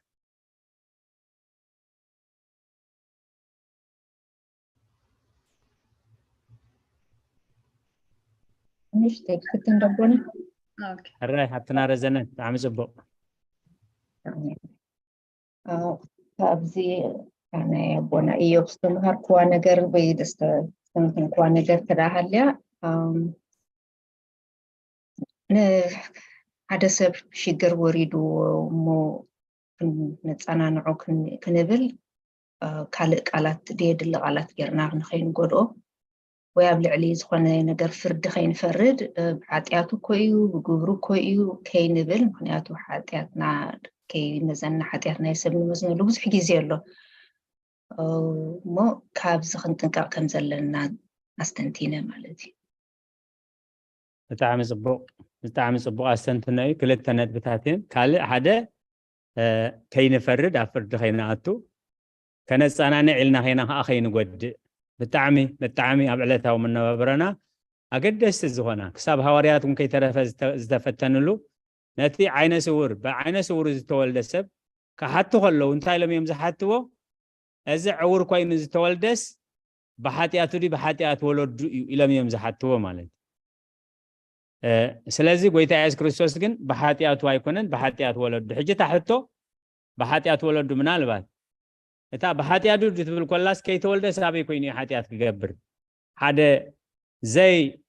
ሚዛናዊ ዘይኮነ ሕቶ ሚዛናዊ ዘይኮነ ርእይቶ ኢና ተሓሳስባ በኃጢአቱ ዲዩ በኃጢአት ወለዱ ኢሎም መስሓተትዎ በኃጢአቱ ይኮነን በኃጢአት ወለዱ አይኮነን ግብር እግዚአብሔር ምእንቲ ክገለጽ ስለዚህ ዞም ይዕሩኽ ኢዮብ ከዓ بدلني أنت زي تخون جبنني أنت زي تخون إخزابير نز جبنزي نز مقطعات زخمس على كايم بيم خالن إلهم يوم زما قط ونيرهم عليه سلازي كستو خمس زوارده خمس سلاز خانتي خستو خمس زعادة بعدنا بلنا أفرد خناتو كيناتو هنتنكا كلايكا كنا سنة نعلنا خيرنا مبزحته جزية كنا سنة نعكلنا خيرنا أما ترى خيبو إنان بالمالت زت عبي جاي مالت نفس وقفنا خنرد عزلنا ناب مصننا علنا خيرنا حما ترخيب انت دايلنا እግዚአብሔር አብዙ ውሳኔ እዚ ጌጋ ውሳኔ ወሲኑ ኢናን ዘለና ማ በስም እግዚአብሔር ስለነጻናነ ነዚ ሰብዝን ጎደይና ማለት መስጥራ ይኮነን ብዙሕ ዘይድል ዘረባይ እንደሐዘን ንሰምዑ ማለት አባ ሓጎኹንና ሓጎ ዓቢ ብዕድ መዝደፈ ሽማግለን ተልዩ አደይ ክርስቶስ ስኽን ኮለኽን ስወድ ወድኽን ንስኹም ኮለኹም ስጓልጓልኩም እናተባህለ ብዙሕ ዘይድል እታክት ኮና ዘለርና ቤተ ክርስቲያን አቀሚጣቶ ዘላግን ፈቃደ አምላኽ ኮይኑ አምላኽ ፈቂድዎ ንመዋቲ ዓቢኹን ንእሽቶ ዕረፍቲ ነፍሲ ሃባ ንዓኹን ከዓ ደበሳ ቅዱሳን ይደብስኩም ነዚ ሓዘን ዝኸኣና ብሓዘን ይለውጠልኩም ኢልና እዚኣታ መልእኽቲ እንዳ ሓዘን ክንምፅንናዕ ክንገብራ ዝግባአና ማለት እዩ ስለዚ ዞም ዕሩኽ ኢዮብ ከፀናንዑ ኢሎም ከይዶም ስለዝጎድእዎ ከፀናንዑ ኢሎም ከይዶም ናብ ፍርዲ አምላኽ ስለዝኣተው እግዚአብሔር نيوب بارياي كم تزقبع غيركم سلازي صنانعكمو ጸሎትኩምን ምጽዋትኩምን መስዋዕትኩምን ቅቡል አይኮነን ግን ናብ ኢዮብ ባርያይ መኺዱ ኢዮብ ባርያይ ብዛዕባኹም መስዋዕትን ጸሎትን ምስገበረ ንኢዮብ ባርያይ ክሰምዑ ኢሉ ናብ ኢዮብ ከም ዝመለሶም ኢዮብ ከዓ ስለ ብጾቱ ምስጸለየ እግዚአብሔር ከዓ ሙርኮ ኢዮብ መለሰ መሐር እንዲኻ መሐሮም እንበር እዚ እንዲዮም ዝገበሩን ከመይ ገርካ ስልዮም ጸልት ብለኒ ስለገ ሰመይ ገርካ ስልዮም አማልት ብለና ይበሎን እግዚአብሔር ኢዮብ ስለ ብጾቱ ምስጸለየ እግዚአብሔር ከዓ ሙርኮ ኢዮብ መለሰ حجون سلاتهم زبدلونا سلاتهم زقفعنا سلاتهم زساقينا زلو بحق بركن تداخل لنا إزابير ملكنا ملسي روحنا قربي مالن بالتعمي عبنا جاري أستنتين كحبتنا رزنر قال هو يسمع لنا سلازي خنصانا نعقلنا نسبات أجمعات كوردون كله كي نفرد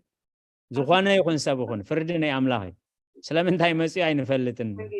أدامي كي نفرد كلايكا أب كند مسنا كنصانا نعملنا كي نقودهم كنتنك كم زقبنا قال هو يسمع لنا رزنر حبتنا الراي كالوت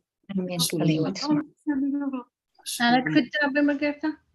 الراي سماينش حبتنا هو أنا زترد عنها أنا بزوجتي حدا سب حدا صبوق نجار ندحر غير الناسني نعملك مسجان قديفنا نعملك كستاي من كبار قديفنا سني نتسب صار لازم جبر كالي أبزي بتصحي كم تسلا زجبر كالي كم زخويني نبل كن كان مسكنو زلنا نعملخينا بعملخي ومتيوت نجار إلى إذا حسب بتعمل صبوق هو أتي بركات كوهاب كله እግዚአብሔር ብዙኾነ ገይሩ አቦና ሚታይ ኮነትናላ ተሊባን እግዚአብሔር ብዙኾነ ገይሩ ክረዳና ከሎ ንእግዚአብሔር ገዲፍና እትን እግዚአብሔር ዝግባእ ምስጋና እንታይ ኢና ንብሎ ብዙሕ ግዜ ዝኾነ ሰብ ክህበካ ከሎስ እግዚአብሔር ይሃብካ እግዚአብሔር ዘለዓልካዮ ተካኣልካ እግዚአብሔር حساب ልብኻ ያስምረልካ ኢና ንብሎ ማለት ኣብቲ ባህልና ኹን ኣብቲ እምነት ኹን ኣብ ዘበን ምሕረት ስለ ዘለና እምበር ሓደ ግዜ ሊቀ ነቢያት ሙሴ ላሕሚ ሰበልዎ እንሆ እግዚአብሔር ዝሃበኩም ሕብስተ ህይወት እንሆ እግዚአብሔር ዝሃበኩም ማየ ህይወት እንዳበለ ይሂቦም ነይሩ ሓደ ግዜ ግን ስም ኣምላኽ ከይፀውዐ ሃየ ማይ ኣውፂናልኩም ምስ በሎ ኣብ ቅድሚ ደቂ እስራኤል ስለዚህ يخبركمني نمدر استعيت أتوني وخيل وساني زوسنا لي مالت ስለዚህ ሁሉ ጊዜ ንዓና ይኹን ነቲ ወሃቢ እግዚአብሔር ይሃበካ ካብቲ ዝሃበካ እግዚአብሔር ስለ ዝሃብካ ነቲ ዝሃበካ እግዚአብሔር ከዓ ስለ ዝሃብካዮ ንያቱ ንሓደ ጽጉም ክንህቦ ከለናስ ንእግዚአብሔር ኢና እቲ ንድኻ ዝህቦስ ንእግዚአብሔር የለቆሕ ተጻሒፉሉ ምናልባት ድሕር ኢልኩም ዝኣተኹም ብምንታይ ኣትተሓሓዝ እዛ ርእስትና ካብ ሄሮድስ ይጽበዩ ስለ ዝነበሩ ሄሮድስ ንኽገብረሎም ብዙሕ ትጽቢት ስለ ዝነበሮም ኣብ ፀገሞም ሄሮድስ ናብ ክብረ መንግስቱ ተኸዲኑ ወፂኡ ሓደ ዘረባ ምስ ተዛረቦም ተም ህዝቢ እግዚአብሔር መንግስትኻ የጠጣዓዮ እግዚአብሔር መንግስትኻ የደልድሎ ስለቲ ትገብረልና ዘለኻ ከዓ ክብልዎ ዝግብኦም እንታይ ኣሚሎሞ እዚ ድምፂ ኣምላኽ እምበር ድምፂ ሰብ ኣይኮነን ኢሎም ሕጂ ሄሮድስ ብዚኣ ኣነ ሰብየ ዝተዛረብኮ ከዓ ድምፂ ሰብ እምበር ድምፂ ኣምላኽ ኣይኮነን ክብሎም ዝግብኦም ነቲ ናይ ኣምላኽ ክብሪ ምስ ሃብዎ እሱ ግን ስቕ ኢሉ ተቐቢልዎ ንኣብነት ቅዱስ እስጢፋኖስ ሰማዕት ኣምላኮሙ ለክርስቲያን ተመሲሎ ሰብኣ መፅኣ ሃብየ ምስ በለት እታ መበለት ኣብ ገዝኡ ተኣሲሩ ምስ ፀንሓ ኣብ ገዝኡ ከኣስርዎ ከለዉ ንሳቶም ንኽፍኣትዮም ኣሲሮሞ ማለት እዩ ኣጥቂጦም ገሪፎም ምስ ዓር ስለ ዝዓበዮም እቲ ዝፀውዕዎ ኣስማተኛ በዚ ከምዚ ክትስዕርዎ ይትኽእሉን ኢኹም ኣምላኾም ቅዱስ እዩ ቅዱሳት ኩኑ እዮም ዝብሎም እሞ ኣብ ዝሙት ተወዲቑ ኣብ ርክሰት ተወዲቑ ጥራይ ኣምላኹ ክገድፎ እዩ ምስ መንፈስ ኣምላኽ ክገድፎ እዩ ብኡ ኢኹም ትስዕርዎ ምስ በሉ ኣብ ውሽጢ ገዛኣ ኣሲሮም ኣብ ውሽጢ ምድሪ ቤታ ኣብ ዓንዳ ኣሲሮም ንሕና ምስከና ፈቲሕከ ከም ዝግበር ኢሎም ንሓንቲ ሰብ እዮም ኣው ዝገድፍዎ ንሳ ግን ምስቲ ቆስሉን ጥሜቱን ፅምኡን ሪኣ ኣብ ጎረቤት እንጌራ ክትልምነሉ ከይዳ ኣብቲ ገዛይ ሓደ ከም ዝመሰለ ኣሲሮሞስ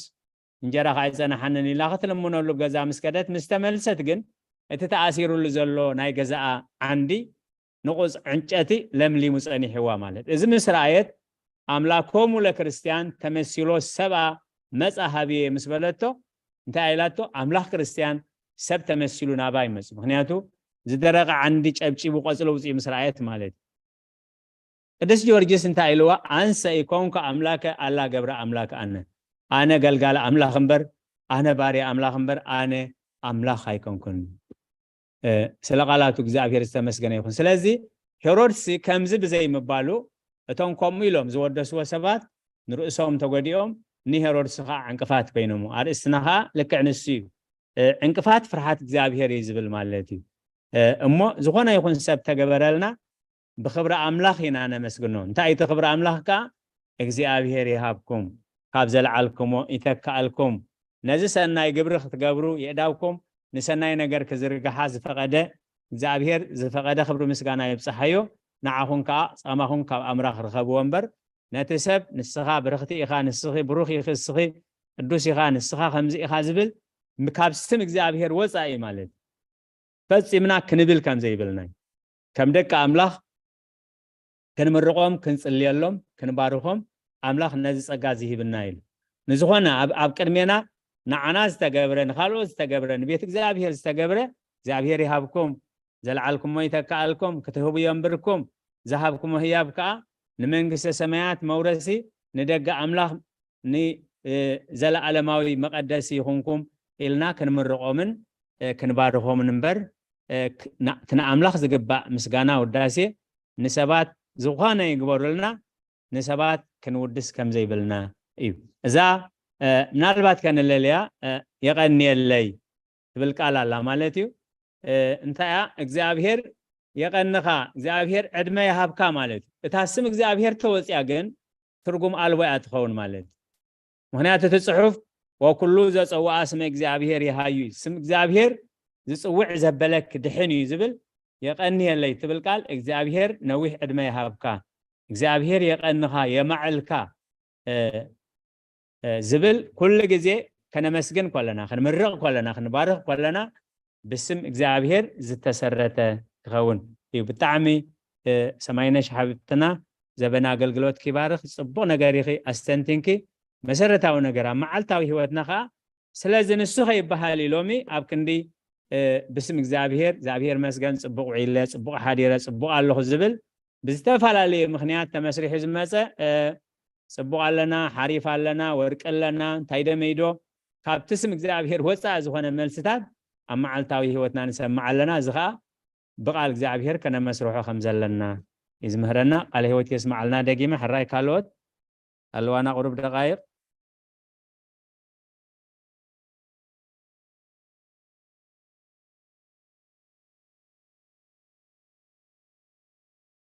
حراي كساب تدالو هوت حبتناون حانت تقصي سديدات لنا اللالومي مزمور داويد 16 قصر 11 نمقد هوات تحبرني أبكر مقاسكا نحاقو السقاب أبي مانكاون نايزل ألم بسأنا ألو سلاغالاتو እግዚአብሔር ተመስገነ ይሁን ህይወት حبتنا أخو لقزي أبز قلقلتنا تساتف لو معنتي قرب قرورا انت عشمو سلا زتسلع أخ تساتف زي كالت أبسألتكم ذكروا وخلاتكم هراي لومي انت استنتينا ጊዜ ለዋና ከምኻ ካብና ኢሎም ዘይ ተረዳና ነገር ተሎ እካ ከምዚ ናይ አዴና አይና አለ መረምታ እንተልዩ እቲ ዝተጋገየ በዚ ጉባኤ ዘንድሕር ተአሪሙ እቲ ጌጋ ከም ዝኾነ ዘለለየውን ከም ተአረመ ክፈልጥ ማለት እዩ ንኹላና ጠቃሚ ብጣዕሚ ገዳሲ አቦና ምርጌታ ቃለ ህይወት ተስማዓልና ሶሪ ድንጉይ ለአትየ ታ ትምህርት እኮ ሓሊፋትኒ ካብዛ ሕጂ ክትብልዋ ፀናሕኩም ግን وببزحي تنزوترو أبناء نفسنا نأدا بر እግዚአብሔር تجبرلنا ነገር ولا عدم حجسي كن عدم كلنا زخونا عينت اوكيجنال تداهل للناسي ابتي እግዚአብሔር ዝገበረልي ابزي እግዚአብሔር ዝገበረልي عدم يعدمكم ኣለኹም ተኻፈልቲ ናይዚ ክትኮኑ عدمكم ኣለኹ እንድሕሪና ስሙ እንድሕራ ቀዲምና كما يطعمي مخنياتو نت زي امنون نامانن دي امانن كوم إلكا مسج تسديد كاسي ازيو اقداس مالتي اتا اماني قندي يتزخخرو لخا مالتي زي امان خا كمي مالت داي من غير الله خوين دا خمزي حجي دي امانتسي بعلخا سريحكا بعلخا رهيصكا بعلخا فحترتريلكا زغبركايو يمسلكا زخونا عينت اب هيوتكا زلو فلي زبله زرأخايو سقومتي مالتي هجي بحجيرون ولا مرعى هنقبر كلنا اتعدمه እግዚአብሔር بزغبرلنا حقوس ኣብ ሃገርና እኳ ይበሃል ዋላ ብዝውን ንብል ኢና ግን ኣፀቢቑ ጉኑን ኣይኮነን እቲ ኣቐዲምና ንዕኡ ክንፅውዕ እግዚኣብሔር ዝገበረለይ ኣነ መዓዛ እግዚኣብሔር ዝገበረለይ ሰናይ እዚ ከምዚ ዕለት ንክትካፈሉ ምሳይ ኢለ ክፅውዕ ከለኹ ንዝኾነ ኣማኒ ከይፈለኻ ስም ክርስቶስ ኩሉ ግዜ ክፅዋዕ ከም ዘለዎ እሞ ኣዝያ ፅብቕቲ ኣብ ዝኾነ ዓይነት ንገብሮ ነገራት ከምኡ እንተ ንለምድሲ እንደይ ሰናይ ነይሩ ጥዕምቲ ካብዛ ሕጂ ክትዛረበዋ ፀናሕኩም እየ እምበረይ ደንጉ ኣትየ ትምህርቲ ኣይሰማዕኹውን ግን ዝገበረልና ውዕለት ክንነግር እግዚኣብሔር ኣዝዩ ኣገዳሲ ኮይና ተረዲኣትኒ ንክካፈል ኢለ እሞ እግዚኣብሔር ይመስገን ኳዕ ሰላማት ኣኺ መዓዛ ቅዱሳን ሓፍትና ቃለ ሂወት የስማዓልና እቲ ካብ እግዚኣብሔር ዝወፀ ኣቦታት ነዚ ውዳሴ ከንቱ ወይ ስብሃት ብጡል እዮም ዝብልዎ ማለት እዩ ውዳሴ ከንቱ ኮንቱ ዝኾነ ሰባት ምእንቲ ክሕጎስልካ ዘይኮነ ነገር እውን ዘይኮንዎ ሰባት እውን ኣብ ክንዲ ምግናሕ ኣብ ክንዲ መግሳጥ እዚ ስብሃት ብጡል ወይ ውዳሴ ከንቱ ይብልዎ ማለት እዩ እዚ ኣብ ልብና ዋላ ሰባት ከይተዛረቦ ኣብ ልቡና ከይተፈለጠና ንሕሊናና ዘሸፍት ማለት እዩ ካብቲ ቅዱሳን ኣቦታት ኣብ ታሪክ ኣቐሚጦሞ ዘለው ሓደ በዓል ፀጋ እግዚኣብሔር ፀጋ ዝሃቦ ነቲ ገዳም ግን ብንዋት ዝረድኦ ዝነበረ ሓደ ሰብ ብዙሕ ግዜ ኣብ ልቡ ንገዳም ነቦታት ንመነኮሳት ረዳእ ኣለኹ ኣነ እንደዘይረድኦም እኮ ዝገዳም ቀደም ጠፊኡ መሃለዎ ዝብል ኣብ ኣእምርኡ ከምኡ ሓሳብ ይመፆ ማለት እግዚአብሔር ካብዚ ከናግፎ ምእንቲ ነቶም ኣበምኔት ማለት ነቶም ዝፈልጡ ናይ ገዳም ኣመሓዳሪ ማለት እዩ ኣበምኔት ማለት ኣቦ ምኔት ናይቲ ቦታ ኣቦ ማለት እዩ ሕጂ ነቲ ኣበምኔት እግዚአብሔር ምስጢሩ ይገልጸሉ እሞ እቲ በዓል ፀጋ ኣብ ብካሻ ወይ ብለቆታ ገንዘብ ሒዙ መፅዩ ኣቦ እዚ ንገዳም ኣምፅዮ ምስ በልዎም እቶም ኣቦ ከዓ ባርያኻ ካብቲ ዝሃብካዮ መባእ ኣምፂሎሞ ነቶም ብዙሕ ዝሃቡ ሒደት ዝሃቡ ብዝርአ ዝሃቡ ብዘይርአ ዝሃቡ ክህቡ ዝደልዩ እሞ ዝወሃብ ዘይብሎም ከዓ ናይ ሕሊና መባእ ተቐበለሎም ኢሎም ምስ ፀለዩ እንታይ ኢሎሞ ኣቦ ኢልዎም ኣቤት ክንደይ ከም ዘምፃእኹ ትፈልጡስ ቁፀርዎ ዝገንዘብ ኢልዎም ማለት እቶም ኣቦ እንታይ ኢሎሞ ንዓይ ኣይሃብካንን እቲ ዝሃብካዮ ኣምላኽ ከዓ ከይቆፀረ ይፈልጦ ኢሎም ንዓይ ኣይሃብካንን እቲ ዘምፅእ ኣምላኽ ከዓ ከይቆፀረ ይፈልጦ እዩ ስለዚ ባህሪ ናይ ሰይጣን ከምዚ ናይ ድሙ ሕልኽልኽ ስለ ዘብዝሕ ተመልሹ እንታይ ኢልዎም ኣነ ንማሕበር ኢለ ስለ ዘምፃኽዎ ነቦታት ኣብ ቅድመይ ንማሕበር ክትህብዎም ኣለኩም ኢልዎም ማለት ስለዚ ማሕበር እንድሕር ክወሃቡ ኮይኖም ክንደዮም ተም ማሕበር ከክንደዮም ይኽበፅሖም ክቁፀር እዩ ማለት እቶም ኣቦ ግን እንታይ ኢሎም እቶም ኣበምኔት ነቲ ደዊሎም ደወል ኢሎም ደወል ኣብ ዘይሰዓቱ ስለ ዝተደወለ ኩሉ ማሕበር ናይ ጸሎት ግዜ ኣሎ ናይ ንግህ ፅልቂ ኣሎ ናይ ሰርክ ጸሎት ኣሎ ናይ ፍርቅለይቲ ደወል ኣሎ ኣብ ሓዲግ ስለ ዝተደወለ ግን ሓደጋ ተረኺቡ ተባሂሉ ኩሉ ማሕበር ተኣኪቡ ኩሉ ማሕበር ምስ ተኣከበ እዚ ብሩኽ ወድኹም እዚ ገንዘብ ከዓወ ኢሎም ኣብቲ ምድር ቤት እዚ ገንዘብ ኣምፂልኩም ኣለሞ ሓፊዝኩም ውሰዱ ኢሎም መስቀል ተሳሊሞም ሓንቲ ቅርሺ ከይተንከፉ ረጊፆም ወፂኦም ማለት ሽዑቲ በዓል ሃብታም ክሓስብ ጀሚሩ እንታይ ኮይኖም ዳ ዘየለዓሉ ሎም ኩሎም ምስከዱ ስማዕ ኢሎም ኣብ ሕሊናኻ ከምዚ ዝብል ሓሳብ ኣለካ ስለዚ እዚ ገዳም እዚ ብረድኤት ኣምላኽ ዝነብር እምበር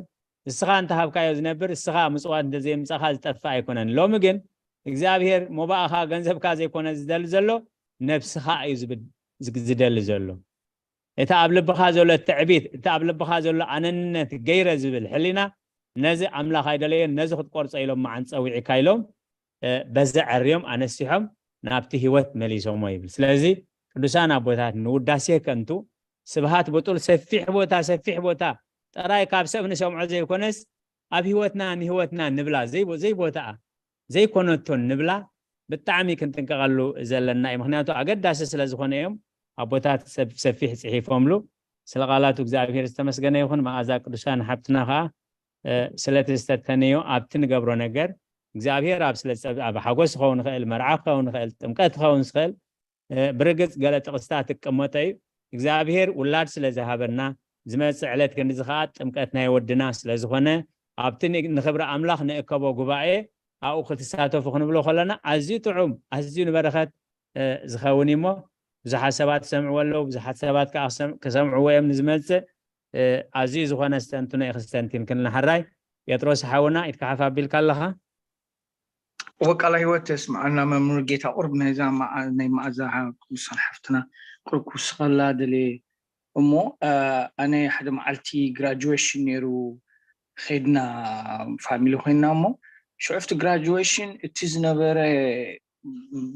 ዝነበረ መዝሙር ምስጋና ጥራሕ እዩ ነይሩ ናይ እግዚኣብሔር ምስጋና ጥራሕ ካብ መጀመርያ እስካብ መጨረሻ ናይ ብሓቂ መሽሙ ኮይነ ድሓር ሓደ ካብቶም ዝዘብኡ ዝነበሩ ዘሪበዮ ንሕና ከምኡ ኢና ዝኩሉ ዝተገበረልና ካብ እግዚኣብሔር ስለዝኾነ ምስጋናና ንእግዚኣብሔር ጥራሕ እዩ ካልእ ዓይነት ደርፊ ካልእ ዓይነት መሽሙ ኣይንገብርና ምስጋና ጥራሕ ኢሉኒ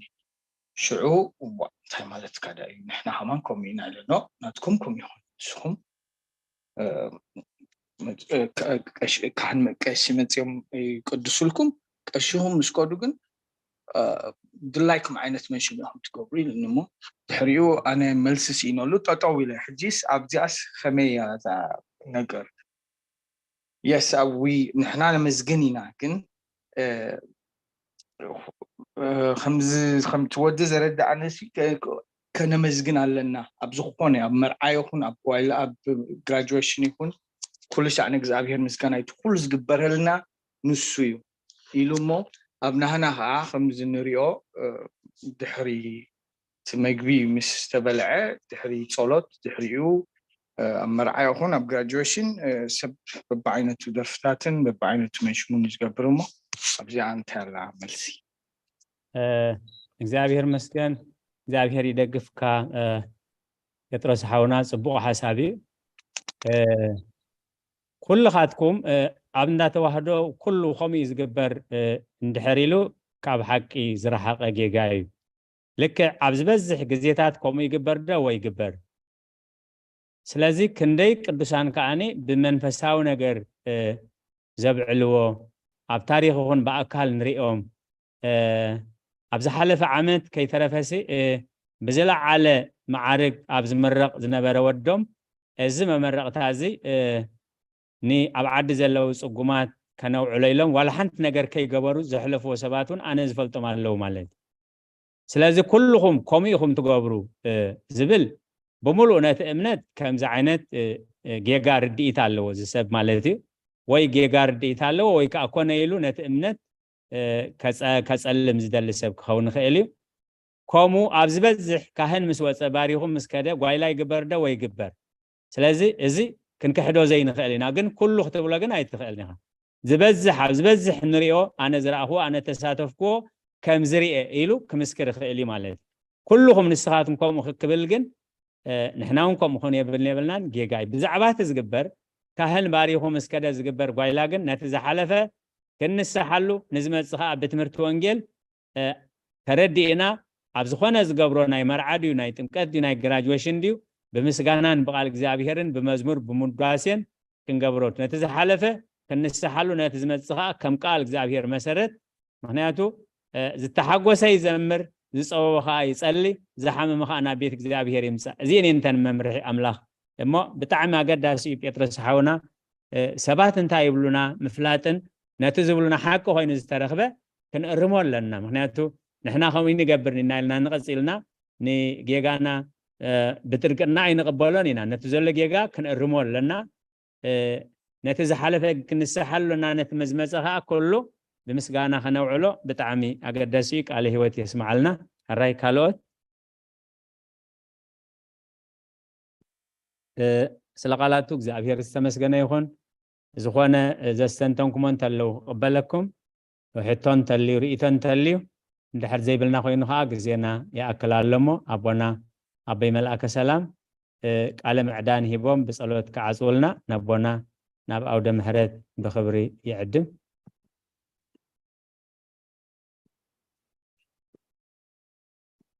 رايا سيرجتا كلهم كما يوعدكم كما يكنيهم እግዚአብሔር አምላኽና ዝተመስገነ ይኹን ኣቦና ኣበይ መርጌታ ቃለ ህይወት ተስማዓልና መዝሙር ዝዘመርኪ ሓፍትና ሙሉ ከምኡውን ነታ መዝሙር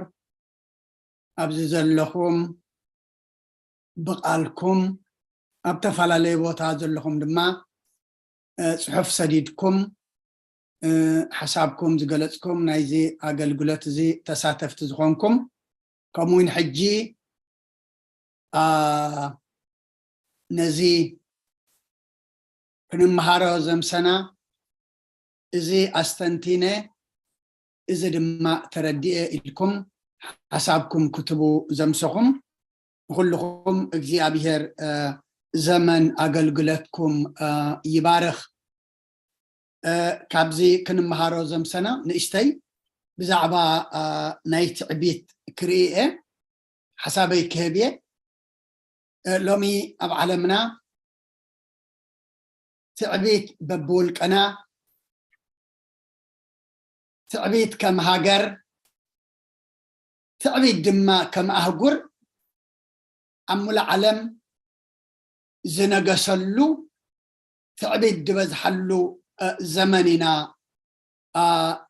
ዘለና ንሪኦ ንሰምዖ ጥበበኛ ሰሎሞን ኣብ መጽሓፍ ምሳሌ ምዕራፍ 16 ቁጽሪ 18 እንታይ ኢሉ ንውርደት ትዕቢት ትቅድማ ንውድቀት ከዓ ኩርዓት ኢሉ ሰብ ቅድሚ ምውዳቁ ሰብ ድማ ኣብ ውርደት ቅድሚ ምብፅሑ ነዚኣተን ንውድቀትን ንውርደትን መገዲ ኮይና ወይ ድማ ኣብኡ ተብፅሓካ እንታይ እያ እንተደኣ ኢልና ትዕቢትን ኩርዓትን እዩ ኩሩዕ ተኾንካ ትዕቢተኛ ተኾንካ ትወድቕ ትዋረድ እሞ ሎሚ ኣብ ዘመንና ትዕቢት ድማ ብዙሕ ጨንፈር ዘለዋ እዩ ጃህራ ኣብነት ይቐለተ ኣንነት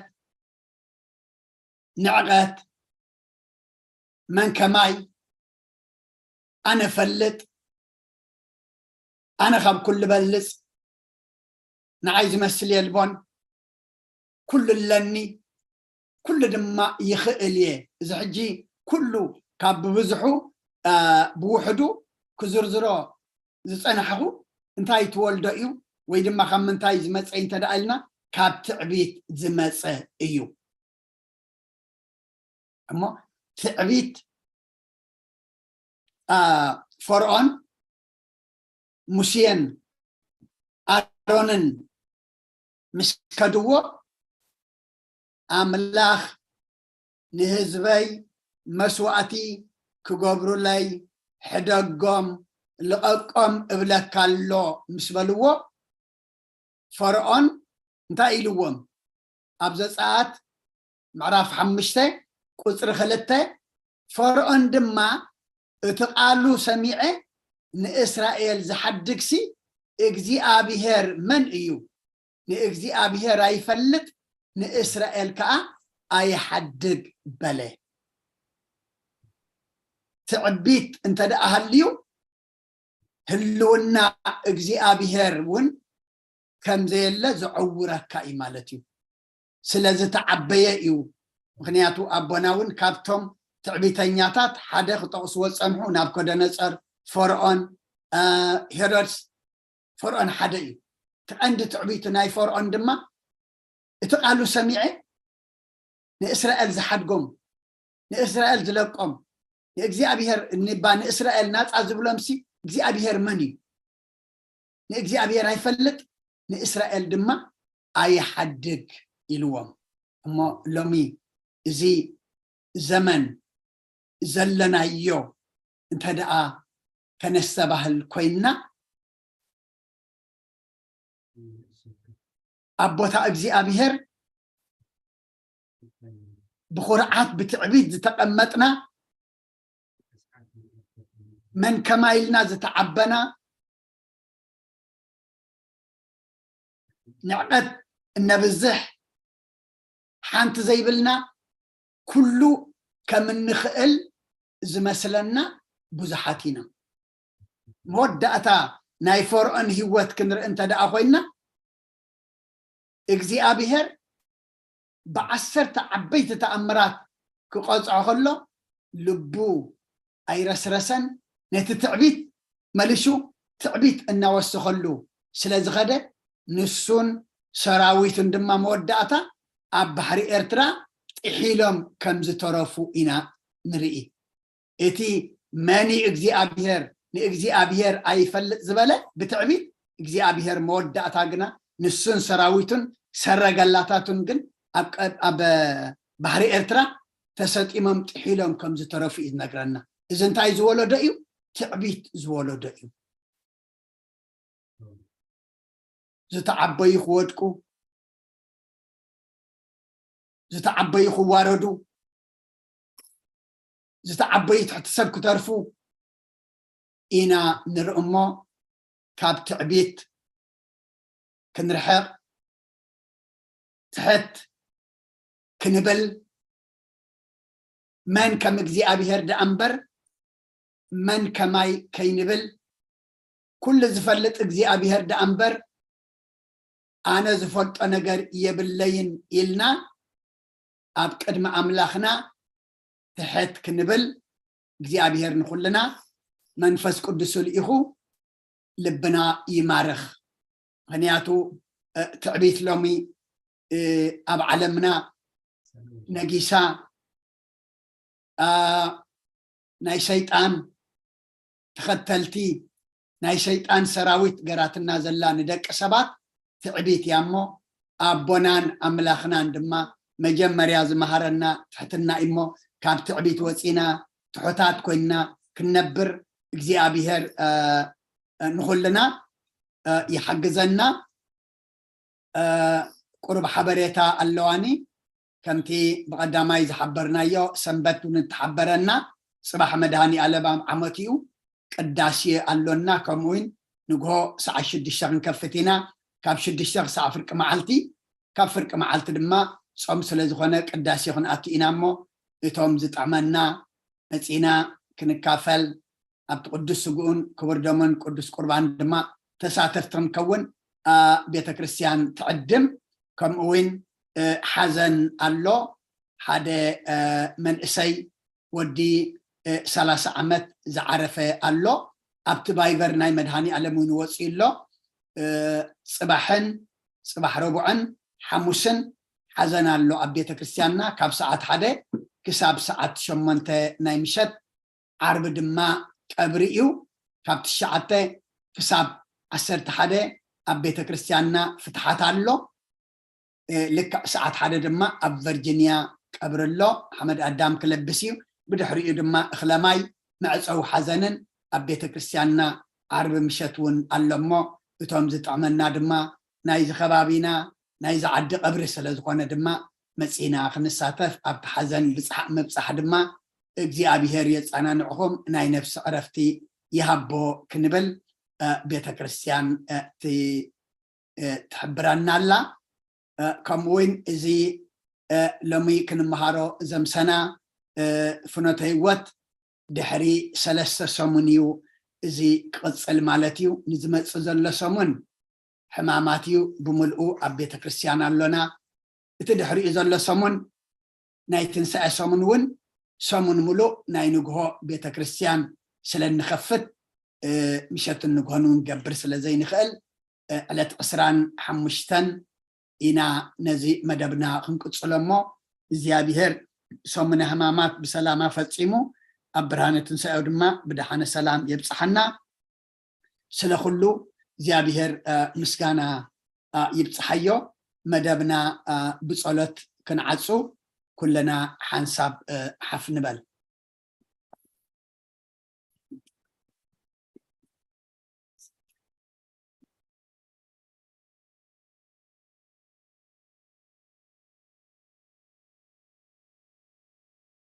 سمع أب وولد ومنفس قدس هذا أملاك أمين انت سلام صلاة صلاة كم بحدش كل زحز እግዚአብሔር አብ ጎይታና መድኃኒትና ኢየሱስ ክርስቶስ ምንት ሰላም ድሓንቲ ለኩሉ ዝኾነት ቅዱስ ቤተ ክርስቲያን ልምና ኣለና ኣብ ለህዝብን ምእመናንን ብዙሕ ሰላም ክህብ ንኩሉ ሰላም ስልጣን ዘለዎ እግዚአብሔር ኣምላኽና እዩ ምንት ሰላም ጸልዩ ኣብ ሰማያት ትነብር ኣቦና ስምካ ይቀደስ መንግስትኻ ትምፃእ ፈቃድካ ከምታ ኣብ ሰማይ ከምኡ ድማ ምድሪ ይኹን ንዕለት እንጀራና ለመሃበና ንሕናን ዝበደሉና በደሎም ከም ዝሓደግናሎም በደልናን ኣውሳናን ደገልና ኣብ ክፋድሕና እምበር ኣብ ፈተና ይተእትወና መንግስትን ሓይልን ክብርን ዘለዓለም ናትካ ኢማ ኣሜን ኦዝት የማርያም ብናይ ቅዱስ ገብርኤል መልኣኽ ሰላምታ ሰላም ለክለኹ ሕሊናኸ ድንግል ኢኺ ብስጋኸ እውን ድንግል ኢኺ ኣደ እግዚኣብሔር ፀባኦት ጎይታ ሰራዊት ሰላም ለክለኹ ንስኺ ካብ ኣንስቲ ብርክቲ ኢኺ ፍረ ከርስኹም ብርኽዩ ቆምልተ ፀጋ እግዚኣብሔር ምሳኺ እዩ ኦፍስቲ ደስ በልኪ ሓጢኣትና ክሰርየልና ናብ ፍቲ ወድኺ ኢየሱስ ክርስቶስ ምእንታና ምሕረት ለምንልና ኣሜን ኦ ንኩሉ እቲ እግዚኣብሔር ንልምነካን ማልደካን ኣለና ኦ ንጉስ ሰላም ሃበና ኩሉ ይብካና ከምኡ እግዚኣብሔር ኣጥርየና ፀጋኻ ናብሰልና ጀካኻ ንፈልጥ ባዕዳ ኣምላኽ ይብልና ቅዱስ ስምካ ንሰብ ንፅውዖን ኣለና ኣብ ሰማያት ዘለኻ ንስኻ ሰላም ከዓብ ለነፍሲ ኩልና ሓድር ኣብዚ ዓለም እዚ ምንባርና ብሰላም ሓልቡ ንኩሎም መራሕትን ሰበ ስልጣን ብቅዱስ ስምካ ሰላም ሃቦም ኣብ ዙርያናን ዘሎ መኳንንቲ ኣሕዛብካ ምክርሃብ ኣብ ምእታውናን ምውፃእናን ዘሎ ጉራውትናን ብኩሉ ሰላም ሓልዎም ብህዶን ብቁንዑን ህይወት ክንነብርን ብኩሉ ሰናይ ኣምልኾ ድማ ንኣኻ ንእግዚአብሔር ብምፍራሕ ብሕያውነት ክንርከብን ክርስቶስ ምስኡ ምስ መንፈስ ቅዱስን ምስጋናን ጽንዓትን ብኡ ዘለካ ለምን ኩሉ ሰዓኒ ዘለዓለም ዓለም ኣሜን ቅዱስ ቅዱስ ቅዱስ እግዚአብሔር ኣምላኽና ዝነበርካ ዘለኻ ኩሉ ሕሊፍካ ድማ ንዘለዓለም ዓለም ትነብር ካብ ምስራቅ ክሳብ ምዕራብ ካብ ሰሜን ክሳዕ ደቡብ ስምካ ንዘለዓለም ዓለም ተመስገነ ይኹን ስለዚ ጉባኤ እዝን ስለዛ ሰዓት እዚኣን ስለ ነዚ ጉባኤ እዚ ዝኸፈትካልና ንሕና እውን ተሳተፍቲ ክንከውን ዝገበርካና ስለ ኩሉ ክብርን ምስጋናን ንዕኻ ይኹን እዚ ጉባኤ እዚ ብመንፈስ ዓብዩ ናብ ሰማይ ዘጠምተና ኣብቲ ዘለዓለማዊ ሰማያዊ ጉባኤ ቅዱሳን ዘፀንብር ጉባኤ ግበረልና ንስለ ምእካብ ዘይኮንና ካብቲ እንመሃሮ ዘለና እቲ ብፅቡቅ ዘመጎስካዮም ኣሰሮም ክንክተል እቶም ብትዕቢት ዝወደቁ ዝወቀስካዮም ድማ ብትዕቢት ከይንወድቕ ኣብ ቅድሚኻ ከይንውቀስ ድማ ካብኣቶም ክንመሃር ትሕት ኢልና ንስኻ ደልየና ሰባት ኮይንና ክንርከብ ንስኻ ሓግዘና እዚ እንመሃሮ ዘለና ቃልካ ንምፍላጥ ጥራሕ ደይኮነስ እንታይ ደኣ ፅቡቅን ክፉእን ሓጢኣትን ፅድቅን ፀልማትን ብርሃንን ሰናይን እኩይን ፈልዩ ከፍልጠና ኣብቲ ንስኻ ትፈትዎ ከውድቐና ንዓኻ ፍሊጡ መገድኻ ክትሕዘልና ንስኻ ሓግዘና ወዲ ሰብ መወዳእቱ እንተፀበቀ እሞ መወዳእታ ኩልና ፀብቀልና እጾም እዚ ድማ ገፅካ ንመርኣይ መወዳእታና መፀበቂ ግበረልና ንዓለም ሰላም ነዛ ዘለና ሃገር ሰላም ንሃገርና ንህዝብና ንጎረባብትና መንጎና ሰላም ሃበና ሓሚሞም ዘለው ብፀሎት ዘኩርና ዝበሉና ኣስማቶም ንፈልጦም ዘይንፈልጦም ንኩሎም ስኻ ትፈልጦም ኢኻ እሞ ኣብዘት ዘለዎ ስቃዮም ኣቕልም ሕማሞም ፈውስ ስባሮም ፀግን ኣብ ሓዘን ዘለው ሓዘኖም ኣፀናንዕ ንዝዓረፉ መንግስትኻ ውርሶም ድራእለት ስኢኖም ዘለው እግዚኣብሔር ኣምላኽና ድራእለት ሃበልና ቁርባን ክደነልና እሱራት ፍትሓልና ኣብ ፀባን ዘሎ መሰሮ ፍጠረሎም ንዓለም ሰላም ነዛ ዘለና ሃገር ሰላም ንሃገርና ንህዝብና ንጎረባብትና ድማ ሰላም ሃበና ኣብ ወፍሪ ዘለው ድሓን የእትወልና ኣብ መገሻ ዘለው ድሓን መለሰልና ኩሎም ወሊድና ንዕብዮም ዘለና ውዳቶም ኣወልዶም ባርኸልና ንዓኻ ዝኾኑ ግበረልና ቅዱስ እግዚኣብሔር ኣምላኽና ሰላም ኣውዒልካ ንኣኻ ነመስግነካ ሰላም ኣሕዲርካ ድማ ፅባሕ ንኣምልኾ ንምስጋና ንንስሓ ንቅዱስ ቁርባን ኣብ ቤትካ ንክንርከብ ድማ ናይ ፅባሕ ሰባት ግበረልና ብናይ ኣዴና ቅድስቲ ድንግል ማርያም ኣማላድነት ብናይ መላእክቲ ተራዳእነት ብናይ ነቢያትን ሃዋርያትን ፃድቃንን ሰማዕታትን ፀሎት ኣይትፈለየና ከምቲ ሃዋርያት ዝመሃርካዮም ኣብ ሰማያት ትነብር ኣቦና እናበልና ንፅዋዓካ ኣለና ስምካ ይቀደስ መንግስትኻ ትምፃእ ፈቃድካ ከምታ ኣብ ሰማይ ከምኡ ድማ ምድሪ ይኹን ንዕለት እንጀራና ለመሃበና ንሕናን ዝበደሉና በደሎም ከም ዝሓደግናሎም በደልና ንኣመሳና እንደገልና ኣብ ክፋድሕናና እምበር ኣብ ፈተና ኣይትእትወና መንግስትን ሓይልን ክብርን ንዘለዓለም ናትካ ኢማ ኣሜን ኦዝትየ ማርያም ብናይ ቅዱስ ገብርኤል መልኣኽ ሰላምታ ሰላም ለክለኹ ሕሊናኸ ድንግል ኢኺ ብስጋኸ እውን ድንግል ኢኺ ኣደ እግዚኣብሔር ፀባኦት ጎይታ ሰራዊት ሰላም ለክለኹ ንስኺ ካብ ኣንስቲ ብርክቲ ኢኺ ፍረ ከርስኹም ብርኽዩ ቆምልተ ፀጋ እግዚኣብሔር ምሳኺ እዩ ኦ ፍስሕቲ ደስ በልኪ ሓጢኣትና ክሰርየልና ናብ ፍቲ ወድኺ ኢየሱስ ክርስቶስ ምእንታና ምሕረት ለምንልና ኣሜን ይፍታህ ወይ ስረ ጊዜና ኣምላክን ሙዳን ኢየሱስ ክርስቶስ ካልኒቀ ቀናት ሰራይ ኃጢአት ድምሳሲ ኣበሳ ወልዱሎ ብርከሰት ብርሃን አንቱም ኣብየ ቀናት ወይ ዲያቆናት ሮን ሳይሩ ገጻናት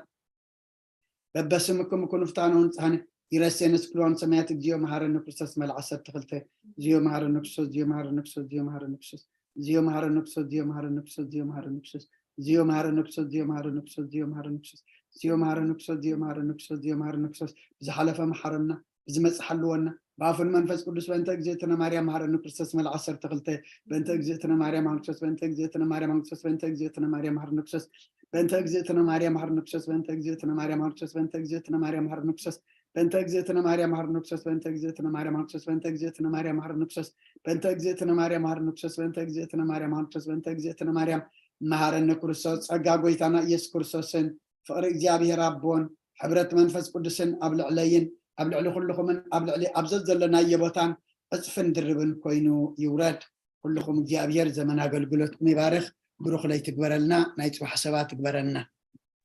አሜን ቃለ ሕይወት ይስማዓልና ቦታትና ሁሉኩም ድሓን ሕደሩ አሜን ቃለ ሕይወት ይስማዕ አሜን ቃለ ሕይወት ይስማዓትና ኣብ ቦታትና ሁሉኩም ድሓን ሕደሩ ኩልና ስለዝነበረና ናይ ትምህርቲ ጊዜ እግዚአብሔር ዝተመስገነ ይኹን ብሩኽ ላይ አሜን አሜን ቃል ሕይወት አሜን ቃል ሕይወት ይስማዓልና ግዚኹም ስራሕኩም ኣወሃሂድኩም ኣብዘ ዘለኹም ኾንኩም ነቲ ቅድስት ቤተ ክርስቲያን ትህብ አገልግሎት ብጥብዓትን ብኣንቃድዎን ክትከታተልዎ ዘምስኹም ቅድስት ቤተ ክርስቲያን እሴተ ጻድቃን ኣስበ ትሑታን ይኽፈልኩም ትብል ከምቲ ክሳብ ሕጂ ብድሓነ ሰላም ዓቂቡ በዚ ምሸት እዚ ኣብዚ ቅዱስ ጉባኤ ክንሳተፍ ክንጋባእ ቅዱስ ፍቃዱ ዝኾነልና ንዝመፅእ ጉባኤና ከዓ ብድሓነ ሰላም ዓቂቡ ብከምዚ ንክንጋባእ በረኸትን ጽላልን ረድኤትን እግዚአብሔር አይፈለየና ሰላም ለይቲ ሰላም ሕደሩ ብሰላም ይራኸበና አሜን ቃል ሕይወት ይስማዓልና ብሩኽ ለይቲ ጽቡቕ ለይቲ ሰላም ለይቲ አሜን አሜን ጽቡቕ ለይቲ ይሕደረና አሜን ብሩኽ ለይቲ ቃል ሕይወት ይስማዓልና አሜን አሜን ሰላም ለይቲ ንኹላህና አሜን